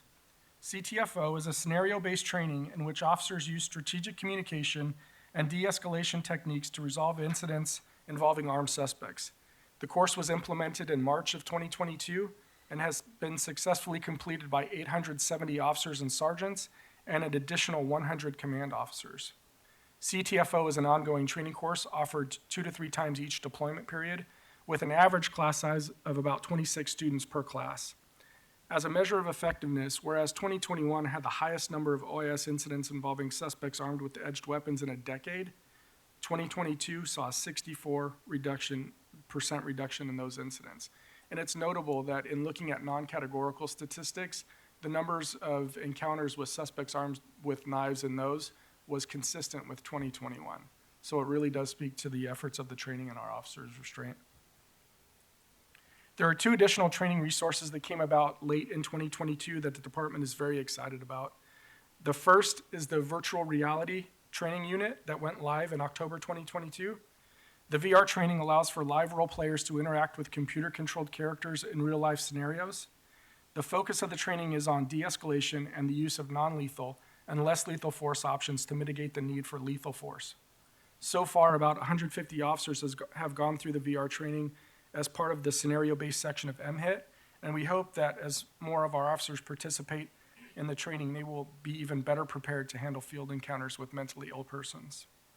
Finally, active bystandership training, facilitated in collaboration with Georgetown University, aims to give our officers the tools they need to recognize troubling behavior in their fellow officers and take proactive steps to address the behavior. This training serves 2 important purposes. Number 1, it strengthens public trust by reinforcing our officers' duty to intercede when they observe force clearly beyond that which is necessary, which is now part of the department's use of force policy and a legal requirement. Second, it reiterates the department's strategic goal of employee wellness and makes each employee a steward of that goal. By the end of 2022, almost the entire department's command staff had attended the training, and if the contract is approved, it will be incrementally rolled out to the rest of the department beginning in 2023. So Commissioners, that concludes my presentation for today. I know we will be back on the agenda April 25th for a more detailed follow-up to the information presented. But in the interim, if you have any questions you'd like to ask of me today, I'm happy to try to answer them. Thank you, Captain. I do have a couple of questions. With respect to the number of rounds fired per year, I believe you said, and I have it on page 8 of the presentation that I have, for 2022 is 216. What I don't have is the comparative number of hits.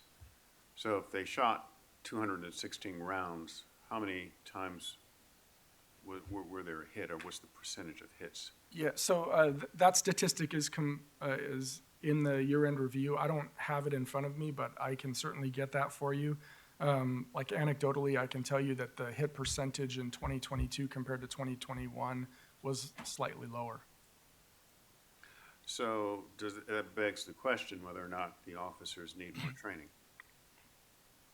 Potentially. I mean, as I had mentioned in the presentation, there was one incident in which I believe it was 31 rounds were fired. The total number of rounds in excess of what was accounted for in 2021 was 41. So that one incident accounted for much of the difference. I think there was another incident that had 11 or 12 rounds that were fired by one officer. So that accounts again for like the total of the excess rounds from 2021. But as you stated, there was a decline in the accuracy or the hit ratio of the rounds fired in 22.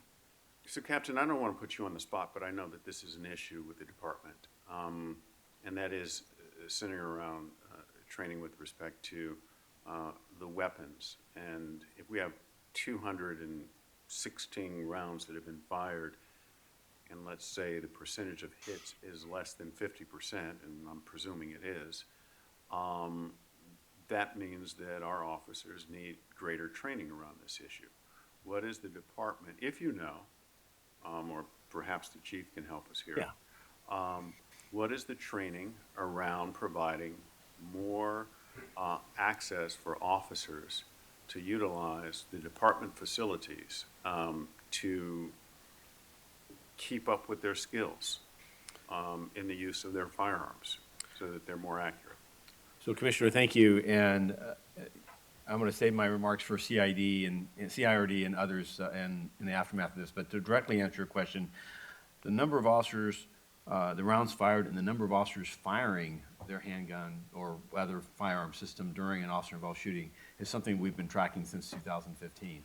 It is, as you may recall, the critical importance in regards to background, that when an officer chooses to use deadly force, that as they make that life and death decision in that moment, that they take in consideration the threat that's posed to them, but also the background involved in an effort to ensure that an innocent individual, uninvolved individual is not struck. Accuracy, as far as the frequency of training, we as a department stand above most agencies across American policing in the number of times a year an officer is required to qualify with not just their handgun, but also a shotgun, and if they're patrol rifle capable, quarterly updates on that as well. The process of this is accuracy. The number of rounds is our desire is to fire the fewest number of rounds with the highest level of accuracy. It is, in reality, these are moments of chaos that an officer's ability to accurately strike an individual with a firearm in defense of their life or immediate defense of someone else is a stress-filled engagement. It is not a shooting range. It is not safety equipment and no one shooting back at you. In this instance, I do find that the increase in number of individuals armed with firearms and the increase in the frequency in which those officers were fired upon may have an influence. Now, we'll look to more deeply dive into this issue in the next coming weeks and be prepared to talk about this in end of April. What I am proud about is that much of this report is that when we saw the increase in 2021 from 2020, and we saw the increase specifically in individuals armed with weapons other than firearms. The department struck out with the leadership of Chief Choi, Chief Mark Reyna, his team, with the support of intel and accounts from our Force Investigation Division and the analysis by CIRD, to work on specific training on less lethal and on alternatives to having to resort to deadly force, and when dealing with those type of trying circumstances. And we saw reductions. So we'll look at the number of rounds. I don't have the number going back to 2015, go back to 2010. I do believe that these numbers are influenced by one or two outliers of the number of rounds, and I would also encourage the commission to then look at the adjudication of those, because we'll see that in each year that you have instances in which the use of force, deadly force, may be inconsistent or does not meet the standard, and we administratively disapprove those. This commission finds those out of policy. We take corrective actions on the officers' actions, as well as looking more systemically across the organization. What can we do to avoid us resorting to the use of force in the manner that we saw? So in this instance here, we'll come back with more information, but I am also confident that the stressing of the aspect of background awareness is something that's been integrated into our new VR systems and integrated into each use of force report. As you know, in the chief's report to you, there's a specific analysis section which was added this last year so that officers would, the analysis of how background, the interplay with background, and the evaluation as to whether or not the actions met the standards was a specific point of reference. So it is something that we're mindful of, and we are critical when instances of background appear to us, the officer's actions fall short.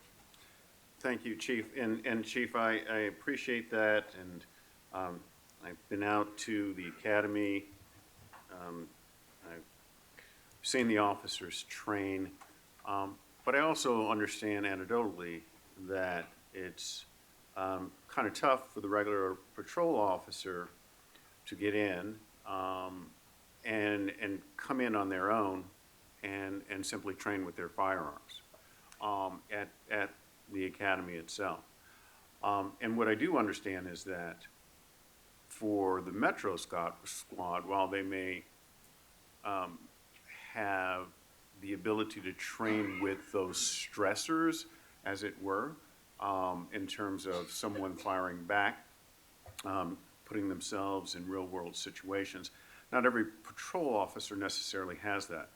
So what I would hope to see with respect to our new VR system, since I do understand that ammunition is so expensive, and that is, part of the consideration, but with the VR system, that more patrol officers will be able to utilize that tool and be put in these real-world situations in which they find themselves, in which we, as a commission, on a weekly basis, adjudicate, and where we see patrol officers in, so that they can have some of those situations presented to themselves, and in this fashion, they can perhaps practice on their accuracy. Obviously, we want to see de-escalation first, which is first and foremost, but also a training, because if officers are just out there shooting blindly, or not shooting blindly, but shooting inaccurately, notwithstanding their awareness of the background, an inaccurate shot can go anywhere. And, thank God no citizens have been injured yet. So I'm just hoping that the model that's built out with VR will incorporate that type of a scenario in training base. Thank you. It does, and also there are reliance on our Force Option Simulator, which is involved in many of the stations have their own, and an officer's ability to use those systems, access those systems for critical decision making, as well as then the use of which tools in de-escalating a situation and in defense of their life or others if they resort to the use of a firearm, then the evaluation of shot accuracy, the decision to continue shooting or using additional rounds. As we see, this is, as we saw with the analysis on other force options, unfortunately, this is not a world in which anyone has invented a tool that we use it once and it stops all actions, and an officer is protected, a member of the community that's endangered is protected, and the suspect is is also injured, perhaps just minimally. Those systems, just in all candor, that's what we're searching for. As you saw with the most effective taser weapon, in which there's a non-life-threatening scenario, just over half of those instances prove to be effective. So even when we look at other systems, the batons, OC gas, beanbag 40 millimeters, they're well below the 50 percentile. And so we will, but we'll look back in these to understand if there are a couple instances that drove these numbers higher. But let me assure you that, and I will assure you that an officer's use of deadly force will scrutinize aspects of his or her entire career, each round. First of all, decision to fire that weapon there's nothing else in their existence that will be challenged more as to its legitimacy and to its need. And then the decision to fire that second round or that third round is also critically analyzed, and with the pursuit of using the most minimal amount of force necessary. Thank you, Chief. Commissioner Sobroff, any questions? I just want, first of all, anytime you talk about statistics, it's really important to identify outliers because they throw it in the column.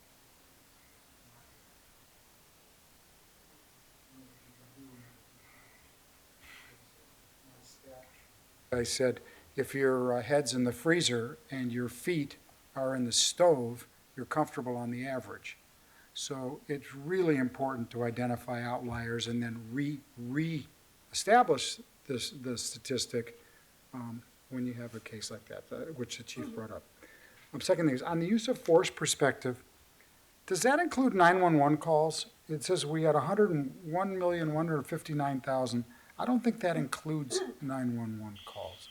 And if a 911 call, if there is a response to a 911 call, wouldn't that also be a public contact? Yeah, if the officers do contact, if there's a detention made and an AFDR is documented based upon the contact, that's where the public contact data comes from.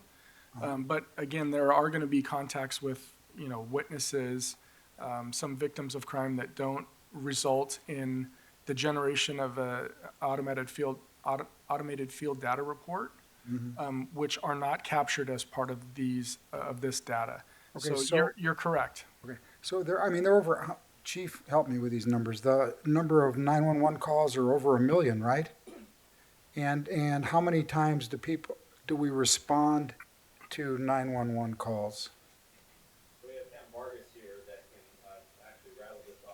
We have Captain Vargas here, who's the commanding officer of Communications Division. We get called millions and millions of times. We dispatch about 1/3 the number of calls that are called in. We So actually that would be screen those out. 600,000, 700,000? Okay, so then we dispatch 1 million times? Yes, approximately. Okay, and when we dispatch, isn't there a contact? Yeah. So Are those contacts included in this 1,159,000? a large portion of them are listed here. However, contacts at the front desk, consensual encounters between officers in the field not resulting in a detention, those are numbers in the hundreds of thousands, and those are not counted in here. What this perspective is meant to suggest is the enormity of, we're a public service agency, and so we make contacts with people tens of times a day, in which the outcome does not result in a detention, an arrest, and certainly a use of force in any manner. And so the proportionality of this, as we're trying to convey, is that while our desire is to have zero uses of deadly force whenever possible, and that's the perfect number. The reality is that we're also dealing with individuals who point and fire weapons at officers, and their ability to defend themselves and protect themselves so they can go home. Those are the realities of some of those million-plus encounters. There's many instances here where officers are fired on, though, that are buried in these numbers, or they're threatened with deadly actions in which we don't resort to any force. Officers' training and their ability to de-escalate, to find alternatives, to not having to resort to force is many-fold more than what's represented here in any level of reportable use of force. So those numbers, which show serious training, de-escalation, restraint, everything that the cop's supposed to be, are not included in the top line. I just thought that that top line number was low by hundreds of thousands. So the department, our effort in this display Uh-huh. is to, find a data source, because coming up with numbers that are subjective or Yeah. incomplete is a point of criticism. But what this really is meant also to do is that the department constantly engages in this quality through continuous improvement. It's listed as one of our core values. Process improvement means, while we see the enormity of the population that our people engage with, we drill it down and use process improvement all the way to the lowest level Okay. of the individual instance, and then say, how can we lessen the reliance on the number of officers shooting? How can we lessen the reliance on multiple rounds being fired? And while the universe may be of millions of encounters, we want to pull apart and understand the training, the policy, the tools, of what can we physically, and what is within our capacity as individuals to improve. Okay, yeah, I respect that. The other question I have is, on the 31 officer involved shootings, do we know how many of them the officers were given misinformation before they even went into the situation? So many of these incidents. Oh, there's an active shooter at Burlington. Oh, there's this at the Crenshaw Mall. That the officers are given information that, whether it's because of the public, or in that case, one time it was the mall cop gave the wrong information, or the public calls in.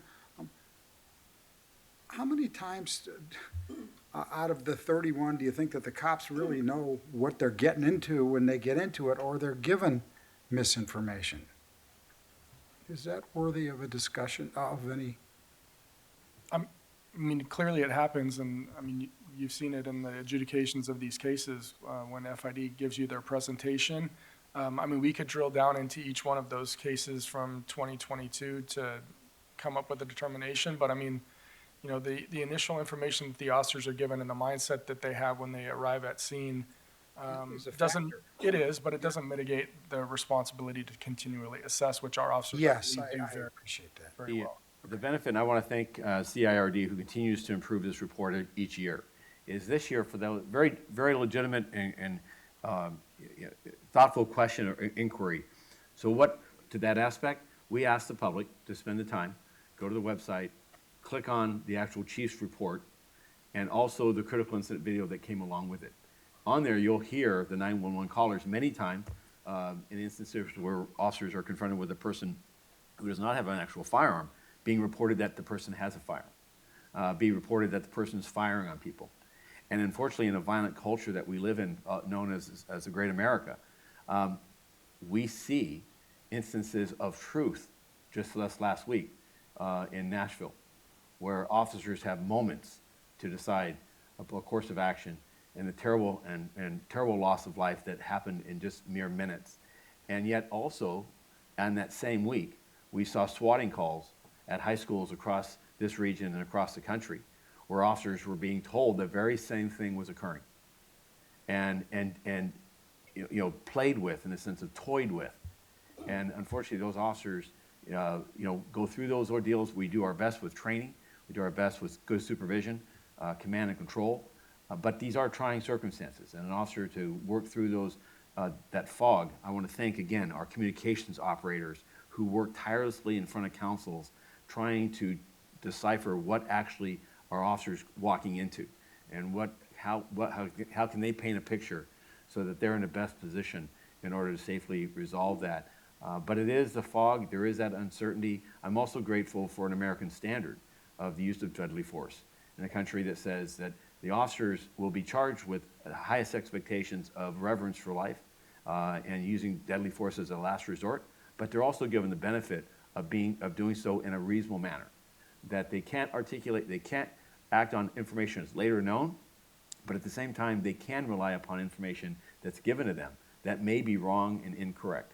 And I think that's when as we train our officers and we talk with them, we talk with the public, is why we issue these videos, is that people can go back and attempt to watch the circumstances to better understand the perspective that the officer may have had and what may have influenced him or her in the actions that took place.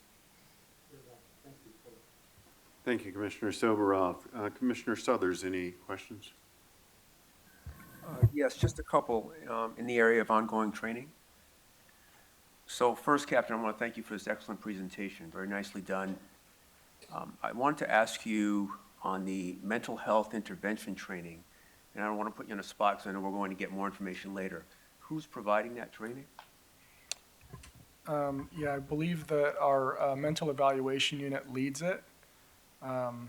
But I would have to defer to them for more specifics regarding training. And Chief Choi, if you could welcome you to the stage, or the Chief Pitcher to the hot seat to help this, because it is a multidisciplinary team. It is not just the police. So you've actually answered my second question. Okay. Yes, Department of Mental Health, LAPD, and other agencies all joined together to put this class on. So it's not 100% up to LAPD to say, hey, we want to increase these classes and get everybody. It's a coordinated effort to get all the instructors available to put these courses on. We continue to urge all of our partners to increase the number of classes and get more of our officers through this course. Outstanding. My second question was about the fact, was it interdisciplinary? So it goes to my second question on de-escalation. Who's providing that, or who's the source of that training? So de-escalation is in all aspects of our training, from the academy training, because it's more conceptual than, actually do this, do A, B, C, and D, but it's a concept that we've done forever. We've defined it more recently through our patrol acronym, through making sure we're always planning when we respond to a call or we're having contact with somebody, that we're always assessing, that we look at time, we look at our resources, we look at available resources and our lines of communication. So we teach that acronym and portions of de-escalation in everything that we do. So it's throughout our training. Very good. So as you probably know, there's a whole industry out there now in trauma-informed care, particularly as trauma-informed care for law enforcement. So my last question is, as I want to applaud you, of course, for these interdisciplinary efforts. And I'm sorry I'm unfamiliar, but is there an award in this department for people who demonstrate this kind of training in the field, where they're working with people to the point where they be awarded for their response to the victim? We do have a Preservation of Life medal. There are different, and I'll tell you, when it first came out, it wasn't well received, and now it is. People are striving for that out there. So we've come a long ways in shifting the mindset of officers out there, of being their primary goal of preservation of life and public safety. Okay, great. Thank you very much. Thank you, Commissioner Suthers. Commissioner Kalante, any questions? Hi, Captain. Just a couple of questions of clarity. Back to Commissioner Sobrov's question about the 1.1 million. Just to be clear, can you tell me again how we come up with that number of contacts, the 1.1 million? Yeah, so those are documented contacts that come from our officers completing automated field data reports in the field. Okay. Yep. So that's when they're making a stop or interacting. Correct. Okay, cool. Okay, so I have a question around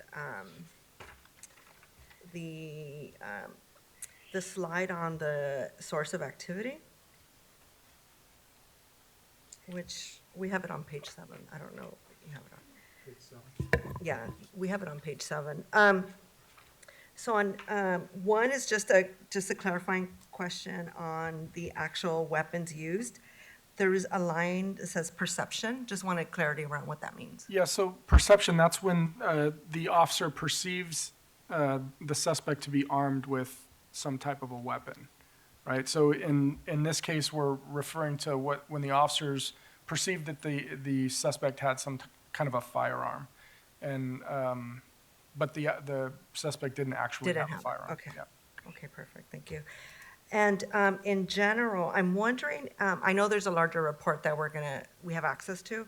I'm wondering if we collect any information about the MEU unit, whether they respond to any of these calls, whether they responded or were called. Do we collect any information in that regard? Yeah, so there is a section, I believe, in the front portion of the book that talks about MEU and MEU's role in police use of force. I'm not exactly sure how much data is included in that, but I believe there is some.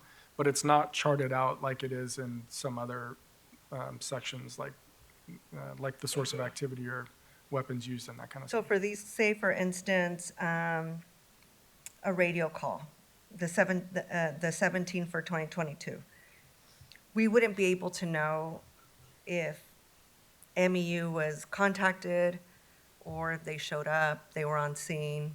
We don't have that data. We could get that data, it's just not individually reported like that in the year-end report, but it's data that is available. It is available, but it's not organized to meet those categories. Correct. It's just if we can get like aggregate. Yes. Okay. Would that be something that would be important to collect, in your opinion? I think it's important just to know, like whether having MEU there or not leads to some sort of better A different outcome, outcome. or if it made an impact, or yeah, I'm just curious. Certainly, I mean, and again, when these cases are assessed by the Use of Force Review Board and the Chief of Police in this commission, typically issues related to mental illness and mental health contacts and whether or not MEU was either summoned or responded and their effectiveness is something that's generally in the chief's report Right. and commented on. It's just not a data point per se. And Commissioner, you may be reminded that we had an earlier report regarding the number of MEU calls that they're actually able to handle SMART teams in their response. And this was a city council request. And we're Right. currently expanding the data fields of what the SMART teams are doing to include response times as well as availability, so we can do a better analysis of or deeper analysis about what that co-responder model offers in regards to better outcomes. Yeah, okay. I know we just talked about that a couple of weeks ago. I was just wondering if it was an important data point. I mean, I think it's important to be able to assess the need for, I mean, I know we need more MEU, but to have the data to show that the MEU, having access or MEU on scene does make a difference. I think that's it. Thank you. Thank you. Thank you, Commissioner Kalanche. Commissioner Shields, any questions? Yes, thank you. A couple questions. Thank you first for the presentation, very helpful. Lots of numbers that we'll have to digest and come back to you with more specifics, but just some of my initial questions. One relating to training, the mental health intervention training. At what point do you think most of the department will have gone through that training? What's our estimate as to actually completing that? It's ongoing training, but Chris, as far as the frequency that it's going on, being put on right now? The MHIT training? Excuse me. The MHIT training is offered several times a year to officers, particularly in the field, by the Mental Evaluation Unit Training Cadre, and they are joined on the outside by the NAMI, or the National Alliance of Mental Illness, as well as the D.D. Hirsch and other resource providers participate in this training with the cadre and train patrol literally year-round. And Chief Reyna, this is it's scheduled training, so we have that number. Do you have it?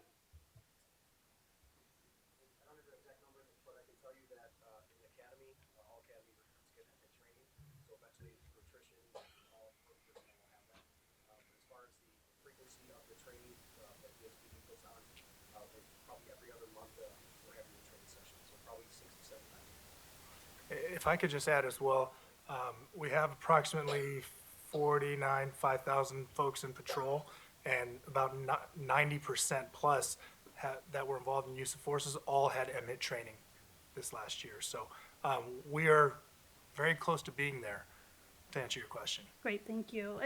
Relating to that training and also the critical thinking and force options training, what efforts are being made to kind of disperse it throughout the department for people who aren't, scheduled to be in the training? Are any of those types of things discussed in roll call, or does the command talk to other individuals about the training to kind of like help funnel it down? Like tips that you're receiving from the training. Yes, so the command officers have gone through the critical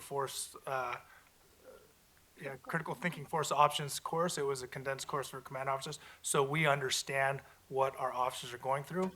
Currently, we're putting through 2 to 3 classes per DP every 28 days of about 26 people.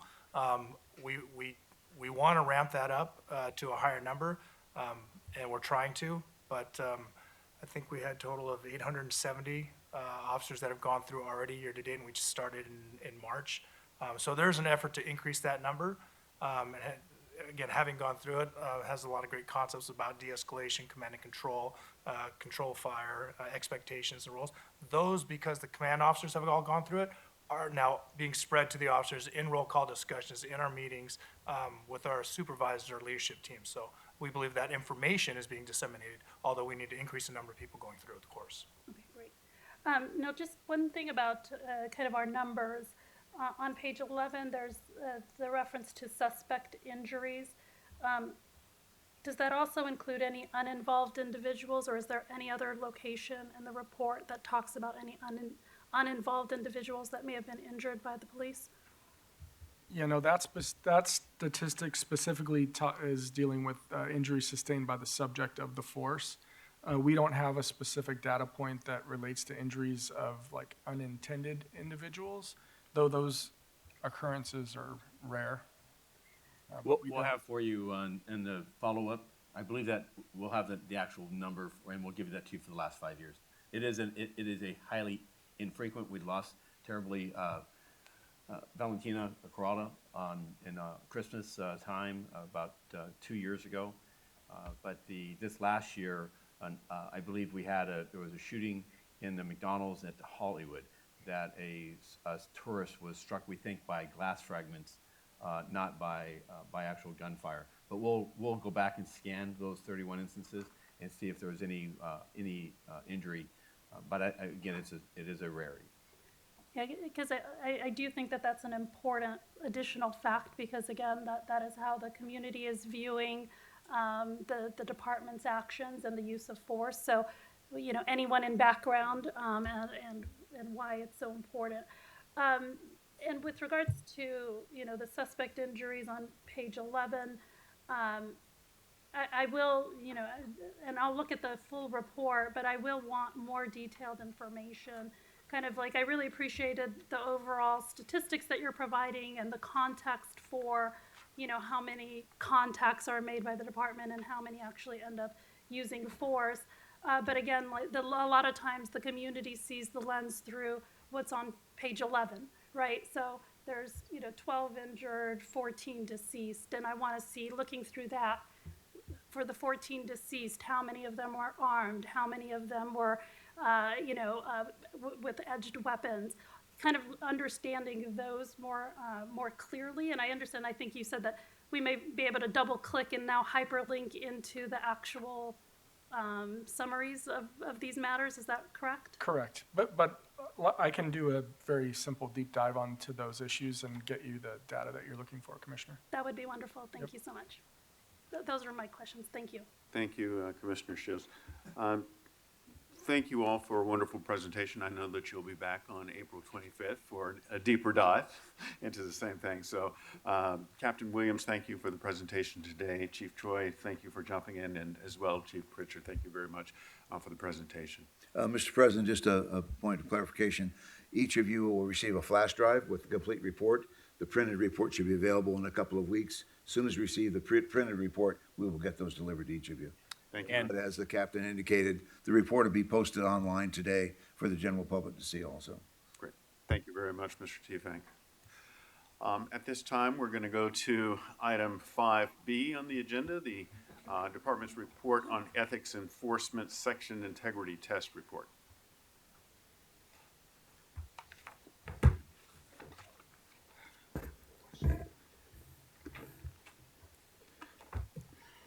Good morning, Captain. We're just before 12 noon, so. Roger. Good morning, everyone. So I will start with some brief highlights of our productivity last year, followed with the breakdown of our key data points for quarters 3 and 4 of 2022, concluding with any questions that I can answer for you. So 2022 concluded a 4-year high for ethics enforcement section in overall productivity, as we finished the year with 197 total integrity tests. That's a 4% increase from 2021 and a 50% increase from 2019. So good mission-based work continuing to get done by our EES team. For your reference, page 3 of the report outlines the definitions for the test dispositions, which I'll be referring to as I move forward. Beginning with Table 1. Breaking down our test results for quarters 3 and 4 of 2022, 7 of the 92 total operations were classified as fails. 5 were telephonic-based, 128 intake failures. And the type of misconduct conveyed on those phone calls were 1 hate crime scenario, 1 bias policing scenario, 1 neglect of duty, which was a found property scenario, and 2 discourtesy scenarios. Of the remaining 2 test failures, 1 involved a discourtesy-based email-oriented test, and the second was a field observational test where officers failed to take appropriate action during a domestic violence radio call. Of the 7 fails for the period, all resulted in personnel complaint investigations. 5 of those 7 cases have been completed. Of the remaining 2, they are on track to meet our 5-month goal completion date. Looking at 2022 as a whole, our failure rate per quarter was nominal, and our failure rate for the year was 7.6%, which is within our historical norm. Moving to our pass with comments for the period, we had 14. Some improvements of note. During the first half of 2022, you may recall, we had 10 automated field data report deviations that we commented on. We trended down here, recording only 2 for the final quarters of 2022. As always, I provide a detailed notification to the concerned commanding officer on our pass with comments classifications. This allows them to take corrective action for the involved employees. Examples of that action would be comment cards up to notices to correct. Overall, we saw no significant patterns for quarters 3 and 4 with our pass with comments. As to our attempts for quarters 3 and 4, and I'm referring to Table 1A in the report, we recorded 10 for the period, down from 17 last period. As of today, all 10 of those attempts have been retested successfully. And a point of emphasis on our attempts, if after multiple efforts at retesting, we cannot complete an operation, we place that particular employee in a file for a revisit. In some instances, this can take several weeks, but we don't forget about the employee we intend to test. Moving to our inconclusive procedural test results, we had 7 for the period, and we had 7 last period. So we finished 2022 with a total of 14. This is a 100% increase from 2021 when we finished with 7 total for the year. So we did evaluate this. What increased during the first 9 months of 2022 was our ability to connect with the front desk during some of our test operations. For example, calls going to voicemail, voicemail boxes being full, no callback after leaving a voicemail, or inaudible ringer issues in some instances. These are common procedural or technical issues that we've seen in prior years, resulting in our inability to conclusively evaluate a subject or a command during the test. That's why they're classified as inconclusive.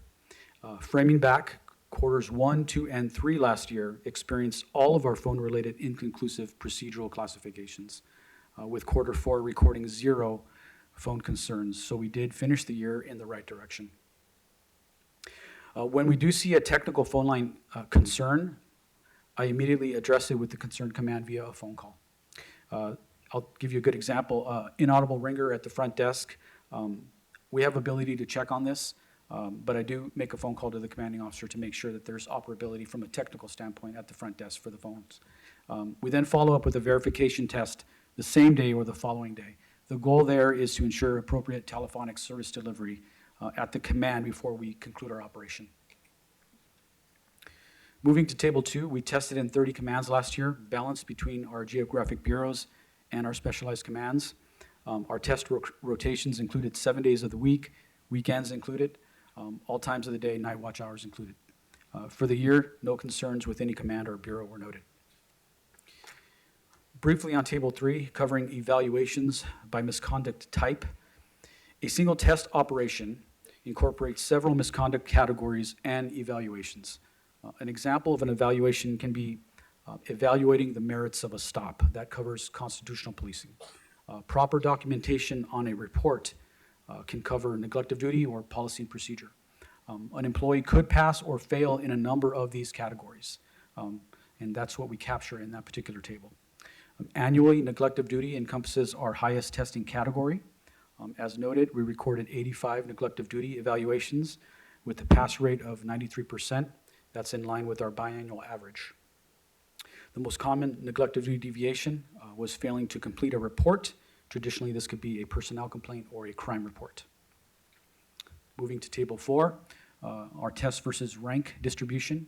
71% of our tests involve the rank of police officer. The police officer rank accounts for 70% of our sworn population, so we remain calibrated there. For the remaining rank distribution, our testing average for lieutenant and the command ranks was within our biannual norm. Detectives and civilians normally have lower test averages, given that we have less field access to them. That said, for the year, we increased our tests of civilians by 42% and detectives by 45% when comparing 2021 to 2022. Finally, moving to tables 8 and 9. Of the 197 test operations conducted in 2022, 409 employees total were engaged in the testing process, encompassing 746 evaluations. This equates to a 19% increase in the number of employees tested from 2021 and a 12% increase in the number of evaluations from 2021. So again, overall, great work being done by EES, and with that, I can open it up to questions. Thank you, Captain. I just have a couple of questions. Can you please explain what happens when there's a failure? I know you indicated that there's an investigation, but with respect to the failure or the officer who fails the test, the particular test, what type of follow-through and or training is there? So when a failure occurs, normally there is a personnel complaint initiated, where if a personnel complaint involving a CF number, where there's an investigation, the employee's interviewed, et cetera. So the final adjudication from that complaint can result in training. In some instances, a failure can be training as well, where the intent of the failure was not nefarious. So there could be a training component there. We notify the particular command of that failure, and then the training can take place at that command. Thank you. And my final question is on table 3. I noticed here category of theft is at 0, on-duty, off-duty conversion is 0, and outside agency is 0. Can you please explain those numbers? Yes, so testing for theft is something that we do from time to time when we have concerns at a particular command of a particular employee that's involved with theft. Those are usually referrals. Same thing with conversion. In fact, in 2023, we have a couple of conversion tests that we've already conducted. So with theft, with conversions, those are usually referrals that come directly from the command, or it involves a particular employee that's involving in that particular behavior. In those instances, we have to construct a test that's pretty in-depth for those types of operations. So for 2022, it just so happens that we didn't have any referrals for those. Thank you, Captain. Commissioner Suthers, any questions? Yes, just one.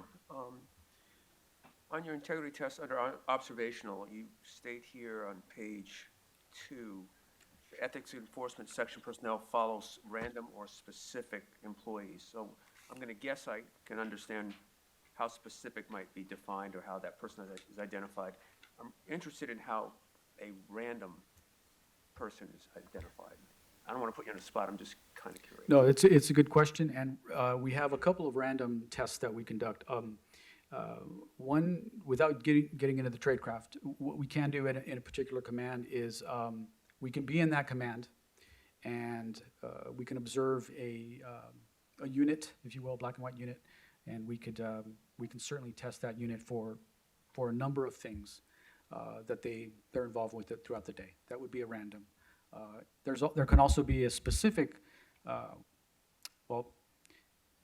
there's more tradecraft involved, but we can do a specific test, let's just say for business cards, and we can identify a random employee and test that random employee for the business card. So those are examples. I'm going to lean in here because, and I often say this, and the chief has heard me say this too, I think we're dealing with the best police department in the world. There's a whole domain of randomization out there that I'm very familiar with. We should talk offline. There may be some algorithms we could use at the risk of ever being accused of, under randomization, targeting someone. We can reduce that risk to about zero. And I'd just like to share it with you if you're interested, because I think it'd be quite useful. Absolutely. Love to hear it. Thank you. Thank you, Commissioner Suthers. Commissioner Kalanche, any questions? Quick question. Table 8, the numbers reflect actual completed tests, right? Yes. And of these tests, the results are on the table above, right? Yes, these are the number of evaluations for each. So one particular test, as I mentioned, could include a Right. multitude of evaluations. So I'm concerned about the constitutional policing. So those tests yielded that for the most part, or the whole time, they were in compliance? So I'm just trying to find that data where yeah, so that would be, important information. right. Table 3, for the period for constitutional stops, searches and seizures, total of 42 evaluations with a pass rate of 42 passes in each of those categories for 100%. Okay. So the higher numbers just means that there was multiple Exactly, evaluations in that one assessment. precisely. Yes. Okay, thank you. That's it. Thank you, Commissioner Kalanche. Commissioner Shields, any questions?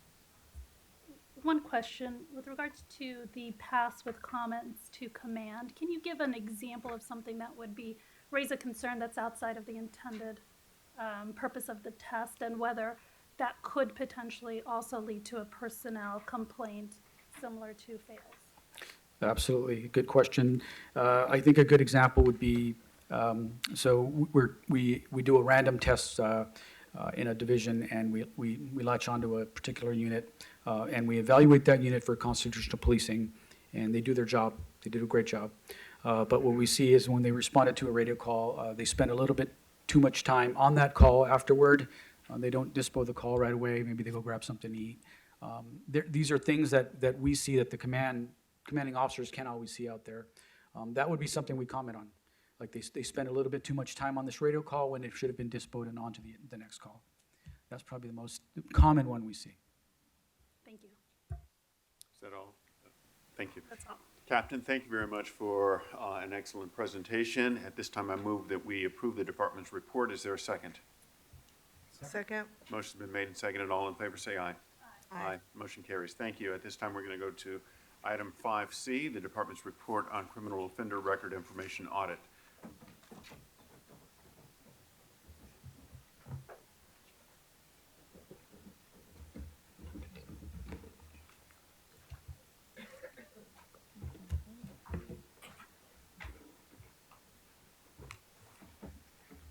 Good morning, everyone. I'm Sharon Sargent, Acting Commanding Officer of Audit Division. Today, I'm here to share with you a brief overview of the Criminal Offender Record Information the CORI audit. This was conducted as part of the 2021 Annual Audit Plan. This is an older audit, and we apologize for the delay. My understanding is that this particular audit had some complexities. There was also a considerable amount of back and forth between the auditees and Audit Division.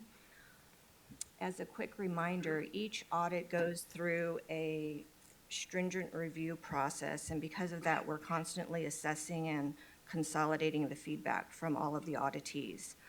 We're also keeping track of any progress, and based on when the auditees respond and if there are new procedures, we update the audit accordingly. So this particular audit went through some of that back and forth, and it was updated a few times So while the sample size is older, the updates are actually more recent.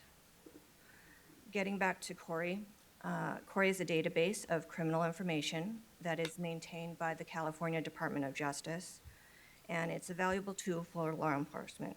It contains things like arrests, parole information, incarceration, court dates, and because all of these things are sensitive information, Audit Division wanted to look at whether or not employees were accessing Corey on a need-to-know basis and if they were accessing it correctly. So this particular audit focused on 4 different areas. One was whether or not officers were using Corey on a need-to-know basis. We found out that this was happening 100% of the time. Employees were only conducting queries when needed. Number 2, we looked at if proper source documentation was attached for each query. And again, this had a 95% compliance. Auditors found that the source documents were attached. There were 2 areas of lower compliance. One was 43%, and that involved employees using abbreviations or generic terms. The policy states not to use generic terms or abbreviations. We found that the most common were using ARR for arrest or using INV for investigation. In both of these areas, the Detective Bureau and also the Office of Operations addressed this issue through training with the appropriate personnel. The other area of low compliance involved whether an employee's access was deactivated once they separated from the department. Auditors found that this was not happening. Audit Division did meet with Information Technology Bureau, and they have since implemented a procedure that involves getting a weekly list from Personnel Department of the employees that have separated from the organization. ITB then manually disables the accounts of those employees. Audit Division has met with the entities involved in this audit, and they are in general agreement with the audit findings. And I have with me the project manager who worked on this particular audit, Christine Shin, in case the board has any additional questions. So one of my first questions is, an officer who has been terminated, are you saying that your report found that they could still access this system? No, we actually did not have any record of that. We were just looking as a precautionary measure if these accounts were deactivated. But if the account wasn't so you haven't determined whether or not an officer who was terminated, whose account was not deactivated, actually accessed the system? Right, right. We don't know of any of those cases. We were just looking at that to make sure that the loophole was closed and that door was shut. Is it possible that it occurred? We have this procedure in place where it. You now have a procedure Yes. in place. Right. Was it possible for officers who separated from the department, whose accounts were not deactivated, to somehow access the system? Theoretically. So let me go back to our subject matter expert from ITV. When a person leaves the department, their access to the department email and systems they're prohibited. This is a system that's within a system, and so it has its own lookup list. And so while their CTSOB, counterterrorism, I've got my notes that said they found no such intrusion, it's an added safeguard that beginning as a result of this audit, ITB is now every month going through and ensuring that this particular system of systems, there's 100+ systems, that system's lookup list has those officers and those employees' names removed. Again, the inspection did look to, because we said, well, with this failure rate, did we have people who would have access when they should not and constitutes a crime? And in fact, there was no access found. It was a weakness in the system, it was identified through the inspection, and it's now been rectified. Okay, thank you, Chief. That answers my question. Any questions from any of the other commissioners? Commissioner Shields? Thank you. And appreciate that this is an older audit, and that there's a process in place that you had to go through. The one concern that I have is that you know, the DOJ audit was conducted in 2019, and it found that this problem, that the technicalities, kind of a loophole, that the accounts were not being deactivated. But from the report, it looks like it wasn't until February of this year that ITB was told to essentially put this process in place. Is that correct? Like, and can we make sure we don't avoid any kind of future audits like this where we get to the people who could actually fix the problem sooner? Yes, that is correct. So we did meet with ITB, and we went over the possible procedure, and that's when they had reached out to Personnel Department, which is another city entity, so it did take a little bit of time to coordinate that procedure, but it has since been implemented.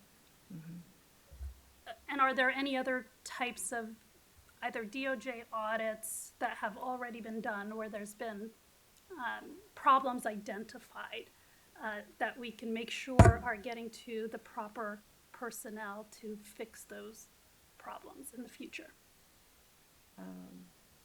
Christine, do you want to speak to that? Are you asking regarding just this next account deactivation or overall DOJ findings? I'm looking more at this. So this DOJ finding was appears to have been a relatively easy fix, right? ITB had to put a process in place to deactivate something. There was no concern that the officers actually could access a account within an account, right? So that's good. So there was no intrusions that occurred. But are there any other findings that are sitting at a desk somewhere that haven't been communicated to the people who could fix the problem, similar to ITB being notified of any kind of DOJ finding that would be relevant to them? And I'm going to ask if one of the panelists would have a Jay or someone provide Rhonda an opportunity. So, Commissioner, it's a great question, and we have the people who are charged with the records.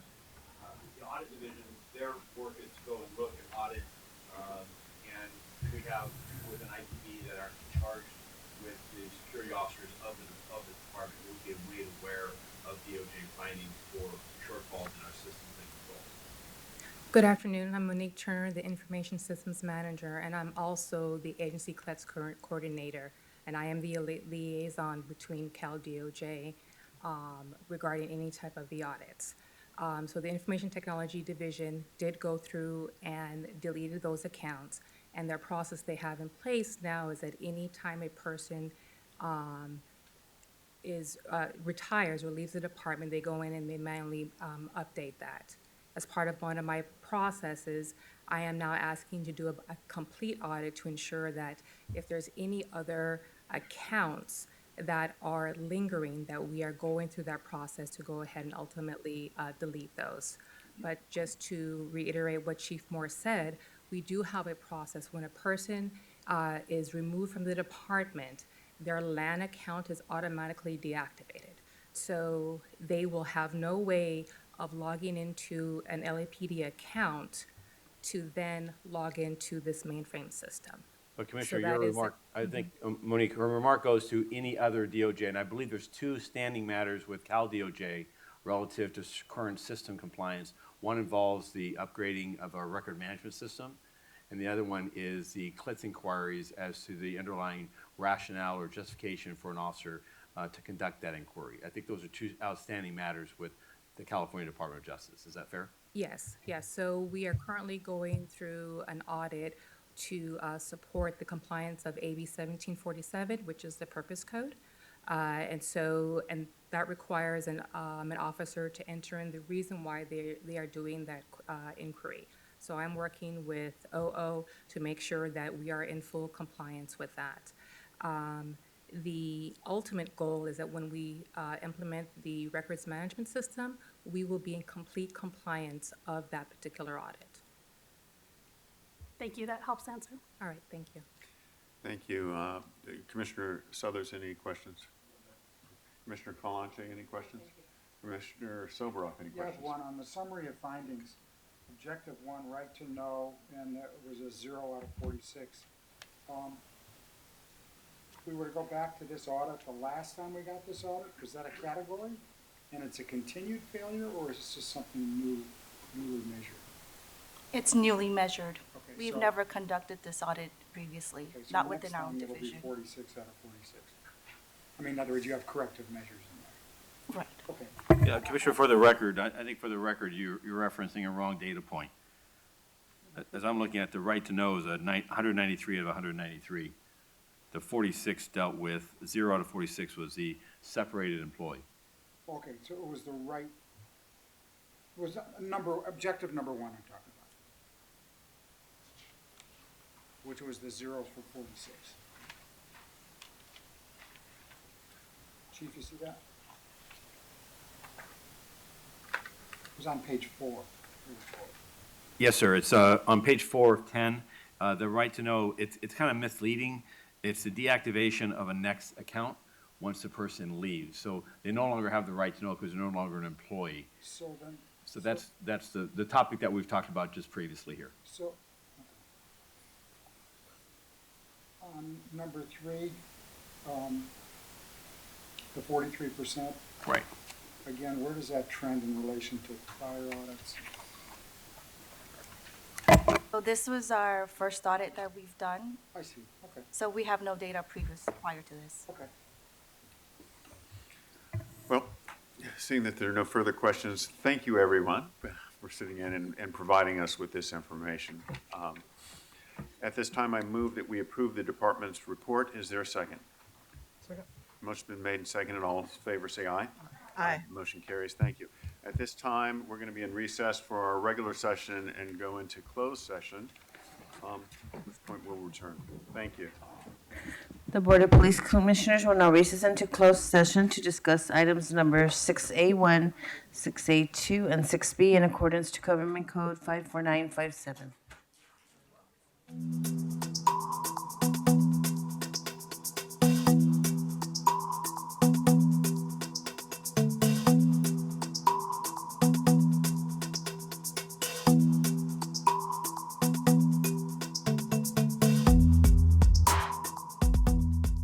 The Board of Police Commissioners has concluded its work in closed session. We are back in open session. The Executive Director will report out. Commission has concluded its work in closed session. Item 6A, 1, officer involved shooting number 017-22. Commission unanimously adopted the recommendations of the Chief of Police, which were tactics, administrative disapproval, 2 police officer 3s, 3 police officer 2s, tactical debrief, 1 police officer 2. Drawing exhibiting in policy, 2 police officer 3s, 4 police officer 2s. Lethal use of force in policy, 1 police officer 2, round 7.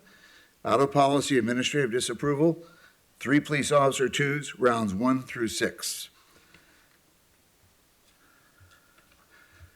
Item 6A2, chokehold number 018-22.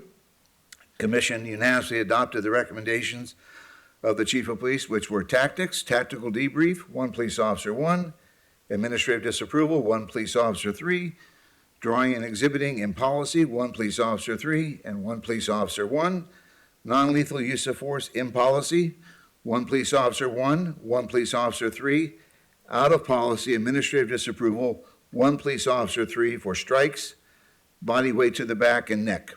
Lethal use of force, out of policy administrative disapproval, 1 police officer 3. As it relates to item 6B, 1, 2, 3, 4, adjudicated. That concludes the report out.